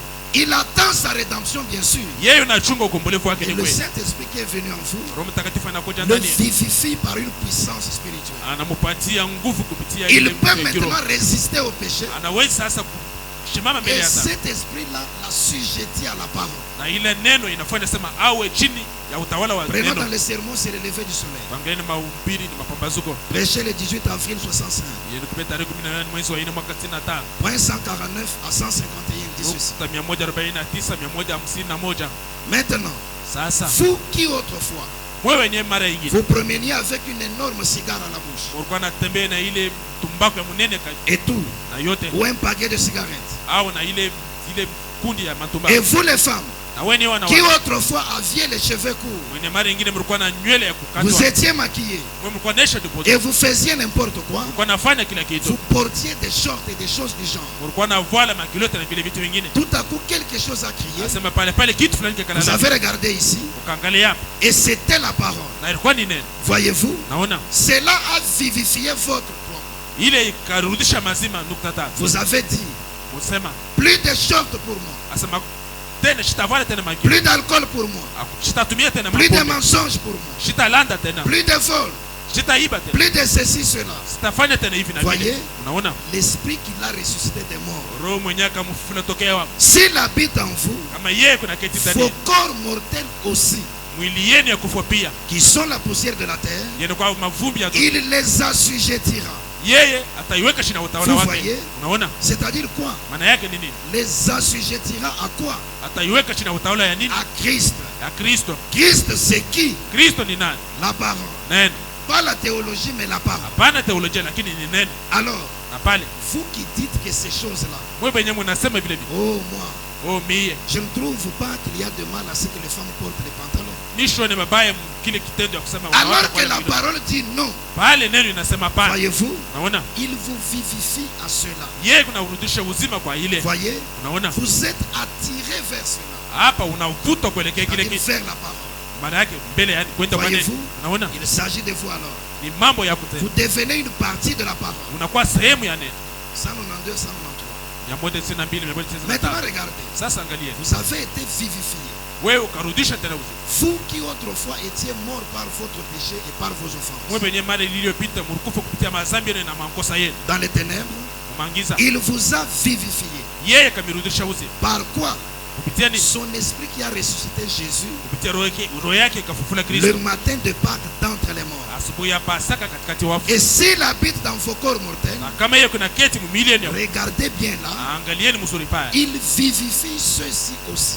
Yeye kunarudisha tena uzima kwa hiki. Leur rend la vie, Asema anabarudisha uzima. les assujettit à la parole. Anaweka chini ya utawala wa neno. Vous ne direz plus que le corps est faible. Hautasema tena sema mwili ni Non, le mzaifu. Saint-Esprit dans votre âme Roho Mtakatifu ndani ya nafsi yako va assujettir votre corps à la parole. itafanya sema mwili yako iwe chini ya utawala wa neno. Le prophète dit, Na Biblia anasema et si l'Esprit na kama roho qui a ressuscité Jésus d'entre les morts habite en vous, ndiye akafufula Kristo tokea wafu ndani yenu, il vivifiera votre corps mortel. yeye atarudisha uzima kwa mwili Il yenu. vous fera faire des choses Yeye atafanya sema wewe ufanye que vitu vous ne faisiez pas auparavant. vyenyewe alikuwa anafanya ile masiku ya mbele. Votre corps n'est plus assujetti au péché. Mwili yako yuko tena chini ya utawala wa dhambi. Il dit, Hapa anasema viens donc par ici. sema kuja kupitia hapa. Vous dites, tais-toi. Wewe unasema nyamashi. Oh, vous êtes un nègre. Oh pale wewe kutai. La tentation qui est dans le monde Jaribu yenye kwa dunia peut même venir contre vous sur votre corps. inaweza atakuja kwako mwili yako. Ça peut vous pousser vers la chose. Inaweza hata kukusukuma Mais kufanya kile quelque kitu. chose en vous dira, Lakini kitu ndani kitu Tais-toi. ndani. Asema nyamashi. et comme cela a la prééminence, Vile ile kuna utawala. ça va garder le corps assujetti à la parole. Tachunga mwili chini ya utawala wa neno. C'est ça le fonctionnement d'une personne Ndio kutumika kwa Mungu. qui est devenue une nouvelle créature. Mwenye anaishi kwa kiumbe kipya. Les anciens péchés ont été enlevés. Dhambi ya kale inaisha ondoka. Les désirs du péché ont été enlevés. Nia ya dhambi inaisha kuitosha. La nature du serpent a été brûlée. Tabia ya nyoka inaisha La kuilunguza. colombe s'est installée. Ndiyo inaisha jipanga. Alors il produit automatiquement. Na pale kunafanya vitu pa. Il n'y a namna plus pale pale. des efforts à fournir. Hakuna tena nguvu ya kufanya. Parce que ce n'est plus lui qui vit, Bwana yuko tena yeye ndio mais kunaishi. Christ a pris le contrôle sur son âme. Lakini Kristo anachukua uongozi juu ya C'est mtu wake. Christ qui vit lui-même Ni Kristo kunaishi yeye en mwenyewe produisant sa propre vie. kwa kutoa maisha yake. C'est ce stade-là que chacun de nous doit rechercher. Ile kipimo kila mtu anapasha tafuta. Et quand vous atteignez ce niveau-là, Na wakati unafika mwile yako, la vie chrétienne n'aura plus de haut et de bas. maisha ya Kristo itakuwa tena na kuanguka na Branham dit kusimama. ça sera stable. Bwana anasema itakuwa usawa. Dès l'instant où vous le devenez, Kutokea wakati unakuwa kile jusqu'au moment où vous allez partir de ce monde. mpaka wakati utatoka mwa hii dunia. Pas de haut et de bas, mes amis. Hapana kuanguka na kusimama Mais tena. une vie chrétienne stable. Lakini maisha ya Ukristo inakuwa Parce sawa. que Christ lui-même n'a pas de haut et de bas. Kwani Kristo mwenyewe shanguka yake na Si simama. c'est lui qui vit au travers de Kama vous, ni yeye kunaishi kupitia wewe. c'est une vie automatique. Maana yake ni maisha ya pale Et pale. ça va vous étonner vous-même. Na itakushangaisha hata wewe mwenyewe. Parce qu'il vous fera faire des choses Kwani yeye atafanya sema wewe ufanye que vitu. vous ne faisiez pas auparavant. Vyenyewe ukwe unafanya ile mashughuli yopita. Voici, avant de terminer, Angalieni mbele ya kumaliza. ce niveau dont nous parlons, Sasa ile hatua yenyewe c'est tunasema quelque chose de très élevé. ni kitu kenye kwa juu kabisa. C'est ça l'idéal que nous devons chercher à atteindre. Ndio kitu kenye ndio lengo yenyewe tunapasha fikia. Mais le jour même où vous naissez en Christ, Lakini siku yenyewe unazalika ndani ya Kristo. ce n'est pas qu'aussitôt ce moment-là vous atteignez ce degré. Haiko kusema ni pale pale utafika mwile hatua. Quand vous naissez en Christ, Wakati unazalika ndani ya vous Kristo, êtes un bébé qui vient de naître dans une wewe famille. mtoto mchanga unatoka kuzaliwa mjamaa. Quand un enfant naît dans une famille, Wakati mtoto fulani anazaliwa mjamaa il fulani, n'a pas toute la force yeye ana na nguvu et yote toute la capacité na uwezaji yote de faire les choses ya kufanya vitu qu'un homme d'âge mûr ferait. vyenye mtu mkubwa anaweza C'est fanya. pourquoi quand vous naissez en Christ, Ndio kwa wakati unazaliwa il y a ndani ya Kristo, quelque chose qui doit vous faire grandir kitu fulani kinapasha pour kukomesha atteindre toutes ces grandes dimensions. kwa kufika mwile manguvu yote.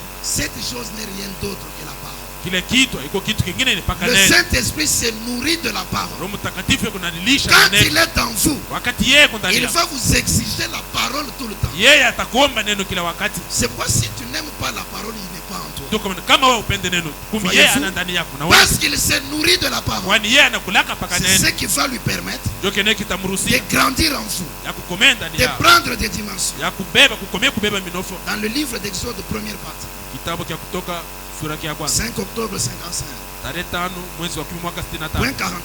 Nukta 44. Je prends au milieu, il dit ceci. Achukua katikati mule anasema. Et le Saint-Esprit se nourrit de la parole. Anasema na Roho Mtakatifu nakulaka paka C'est neno. la raison pour laquelle il grandit en vous. Ndio sababu yenyewe inafanya sema yeye kunakomea ndani C'est yako. que quand Christ naît en vous, Maana wakati Kristo anazaliwa d'abord ndani il yako, est comme un bébé, mbele yeye kama mtoto mais il mchanga, doit grandir sous l'effet de la parole. lakini anapasha kukomea chini ya neno. Et le Saint-Esprit se nourrit de la parole. Roho Mtakatifu anakulaka ni paka C'est la neno. raison pour laquelle il grandit en vous. Ndio sababu yenyewe inafanya sema yeye kunakomea ndani yako. Il prend des dimensions Yeye kunaenda na kukomea lorsque vous recevez la parole de Dieu. wakati mkunapokea neno la Mungu. L'homme ne vivra pas de pain seul. Mtu ataishi kwa mkate tu, Le pain a sa place. lakini mkate kuna nafasi Mais la yake. vraie vie du Saint-Esprit, Lakini uzima ya kweli ya Roho Mtakatifu elle vient de la parole d'elle. inatokea kwa neno ya wakati. S'il est en vous, Kama yeye kuna vous ndani le yako, nourrissez de la parole tout le temps. ukunamlisha na neno kila wakati, Alors il grandit en vous. na pale yeye kunakomea Alors ndani il yako, prend des dimensions en na vous. pale kunaenda na kukomea. Même quand nous parlons d'avoir la prééminence, Hata kama tunasema kuhusu kuwa na utawala, c'est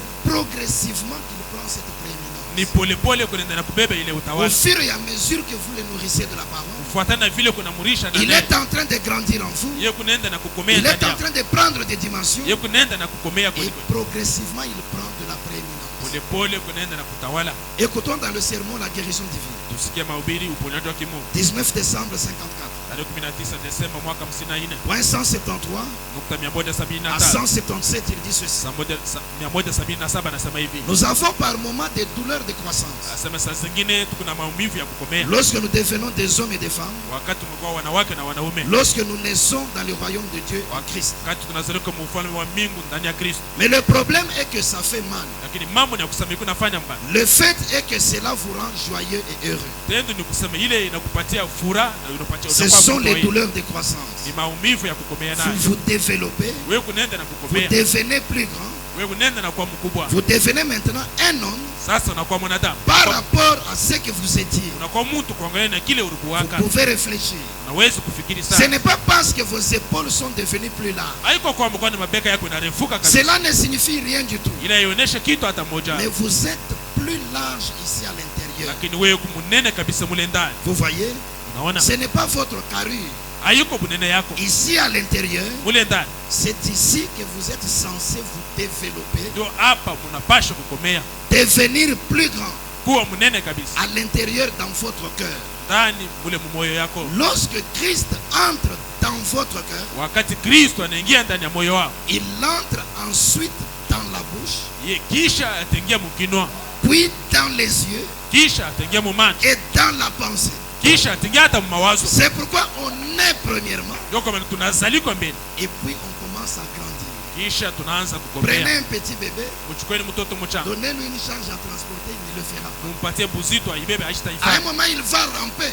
Wakati fulani ataanza À un kalaba, autre moment, il va commencer à chercher à marcher. wakati fulani ataanza pima kutembea, Finalement, il va grandir davantage mwisho atakomea na kukomea jusqu'à devenir un être humain mature. na kufika sema yeye awe mtu mwenye kukomea C'est kabisa. ce qui se passe aussi quand nous naissons en Christ. Ndio kenye kinafika wakati tunazaliwa ndani ya Lorsque Kristo. Christ entre dans votre cœur, Wakati Kristo anaingia moyo wako, comprenez que c'est la naissance qui vient de se usikie faire. nasema ni kuzaliwa kunafika, Mais la croissance doit continuer lakini kukomea kunapasha pour endelea atteindre ce degré le plus élevé. wa kufika mwile hatua ya juu kabisa. Voyez-vous? Naona Et c'est en le nourrissant de la parole lakini ni mkumulisha Il na va neno. grandir en vous. Yeye mwenyewe atakomea Il va ndani yenu. prendre des dimensions. Yeye atakomea kweli kweli. Entre d'abord dans le cœur. Anaingia mbele ndani ya moyo. Il peut être dans le cœur, Anaweza kuwa ndani ya moyo. mais la bouche pas encore totalement occupée. Lakini kinywa hajawahi kuingia mkinywa. Il vient de naître en Christ, Yeye anatoka kusema mais il donne encore une réponse très sèche. lakini anajibu mnamna mbaya. Mais après l'avoir donné, Kisha kuleta ile jibu. il sent une condamnation Anasikia hukumu ndani ya parce moyo. qu'il a quelque chose à l'intérieur qui le condamne. Kwani yeye kuna kitu ndani ya moyo Il kinamhukumu. revient sur ses pas, Anarudia pa ile il maneno. se répand. Yeye anatubu. C'est bien, Ni mzuri. mais c'est encore un bébé en Christ. Lakini kingani mtoto mchanga. S'il nourrit le Saint-Esprit de la parole Kama yeye kuna lisha Roho et Mtakatifu que na le neno. Saint-Esprit arrive à entrer dans cette Na bouche-là, Roho Mtakatifu anafika na kuingia mwingine. il y aura une emprise totale. Yeye atakuwa na utawala ya kweli. Voyez-vous, Naona les mauvaises pensées peuvent encore venir. mawazo mbaya kingani inaweza Ça kukuta les tena. tente, il glisse un peu. Inampima Après, anateremka il kidogo. revient, il se répand. Kisha anarudia na anatubu. C'est encore un bébé en Christ. Kingani ni mtoto mchanga ndani Laissez ya. le Saint-Esprit entrer dans la pensée. Ajeni Roho Mtakatifu ingia hata mawazo. Il dit, il entre dans la bouche. Anasema anaingia mkinywa. Il vous fait parler différemment. Yeye anaanza kukusemesha Vous ne mnamna ingine. parlez plus comme vous en aviez l'habitude. Au useme tena vile ulikuwa unasemaka. Christ est entré dans votre bouche. Kristo anashingia mkinywa yako.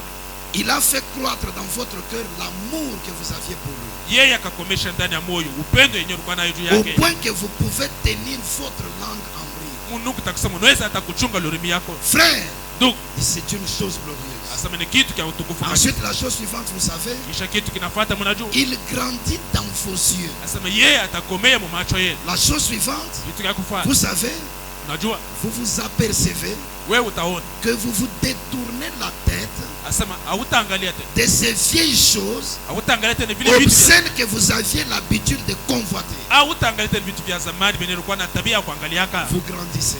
Nakomea. Vous n'allez plus interpréter mal la parole de Wewe William Branham. hautatafsiri tena mubaya neno ya ndugu Branham. Il a dit le premier regard est excusable, Asema kuangalia kwa kwanza banaweza mais le kukusamehe. second regard est plein de péchés. Lakini ya pili inaisha kujaza na Alors dhambi. un frère me disait, Na pale ndugu mmoja kwa pour nyonyesha. ne pas tomber en erreur, Ili je mishikosa. reste longtemps avec le premier regard. Tabakia paka na macho juu ya ile kitu. Et vous pensez que le Saint-Esprit est là. Na unawaza sema Roho Mtakatifu yuko pale. Si par hasard il est là, Kama kwa bahati c'est que yuko c'est pale. encore un bébé en Christ. Yeye kingali tena mtoto mchanga ndani ya Le Kristo. Saint-Esprit n'a pas encore pris la prééminence sur les yeux. Roho Mtakatifu hajawahi beba tawala juu ya macho yao. S'il a pris la prééminence, Kama yeye anatawala macho, vous regardez, wanaangalia. c'est une Jézabel au visage fardé. Asema ni Yezabeli mwenye C'est une kujipodoa. viande pour chien. Asema ni nyama ya imbwa. Automatiquement le dégoût naît de vous. Pale pale hautakuwa na tena nia Et vous kuangalia. détournez le regard. Unatosha na kuangalia yako. Là, vous avez grandi. Pale unakomea. Et puis, Na kisha bien vite, vous savez, asema kwa rafu continuez à détourner la tête.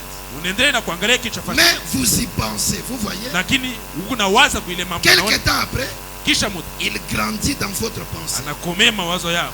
Vous n'y pensez même plus. Au waza tena kuile mambo. Alors, Na pale vous êtes donc devenu un grand garçon. pale unakomea kweli.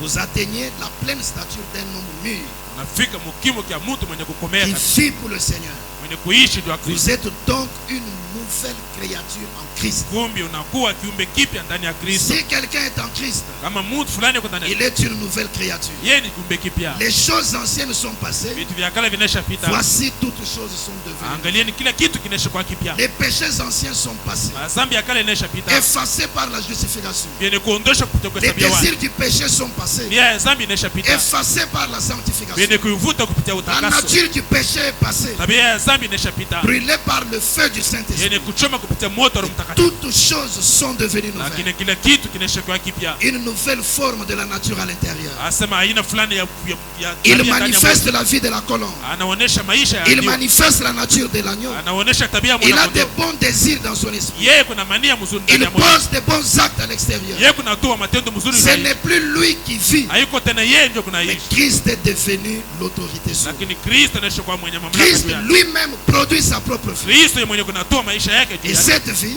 Na ile maisha se produit d'une façon automatique. inafika mnamna ya pale pale. Le Saint-Esprit est né en lui. Roho Mtakatifu anazaliwa Le ndani yake. Saint-Esprit a grandi en lui Roho Mtakatifu inakomea ndani jusqu'à yake. prendre l'emprise sur chaque partie de son corps. Kufika mkutawala kile sehemu ya mwili yake. Inclinons nos têtes. Inamisheni Mon vichwa. frère, ma soeur, Ndugu yangu na dada. Dieu veut Mungu anataka que chacun de nous devienne une nouvelle créature. asema kila mmoja wetu awe kiumbe kipya. À travers toutes ces choses que nous avons vues, Kupitia vitu vyote tunatoka kwa. est-ce que je peux faire l'inventaire de ma vie ce matin? Eti naweza kufanya hesabu ya maisha yangu. Est-ce que chacun de nous peut faire l'inventaire de Eti sa vie kila ce matin? mtu anaweza kufanya hesabu ya maisha yake. Pour voir qui nous sommes réellement. Ndio kuona kweli kweli sisi tuko wapi. Sommes-nous toujours des anciennes créatures Eti tuingie paka viumbe vya ou kale. sommes-nous déjà devenus de nouvelles?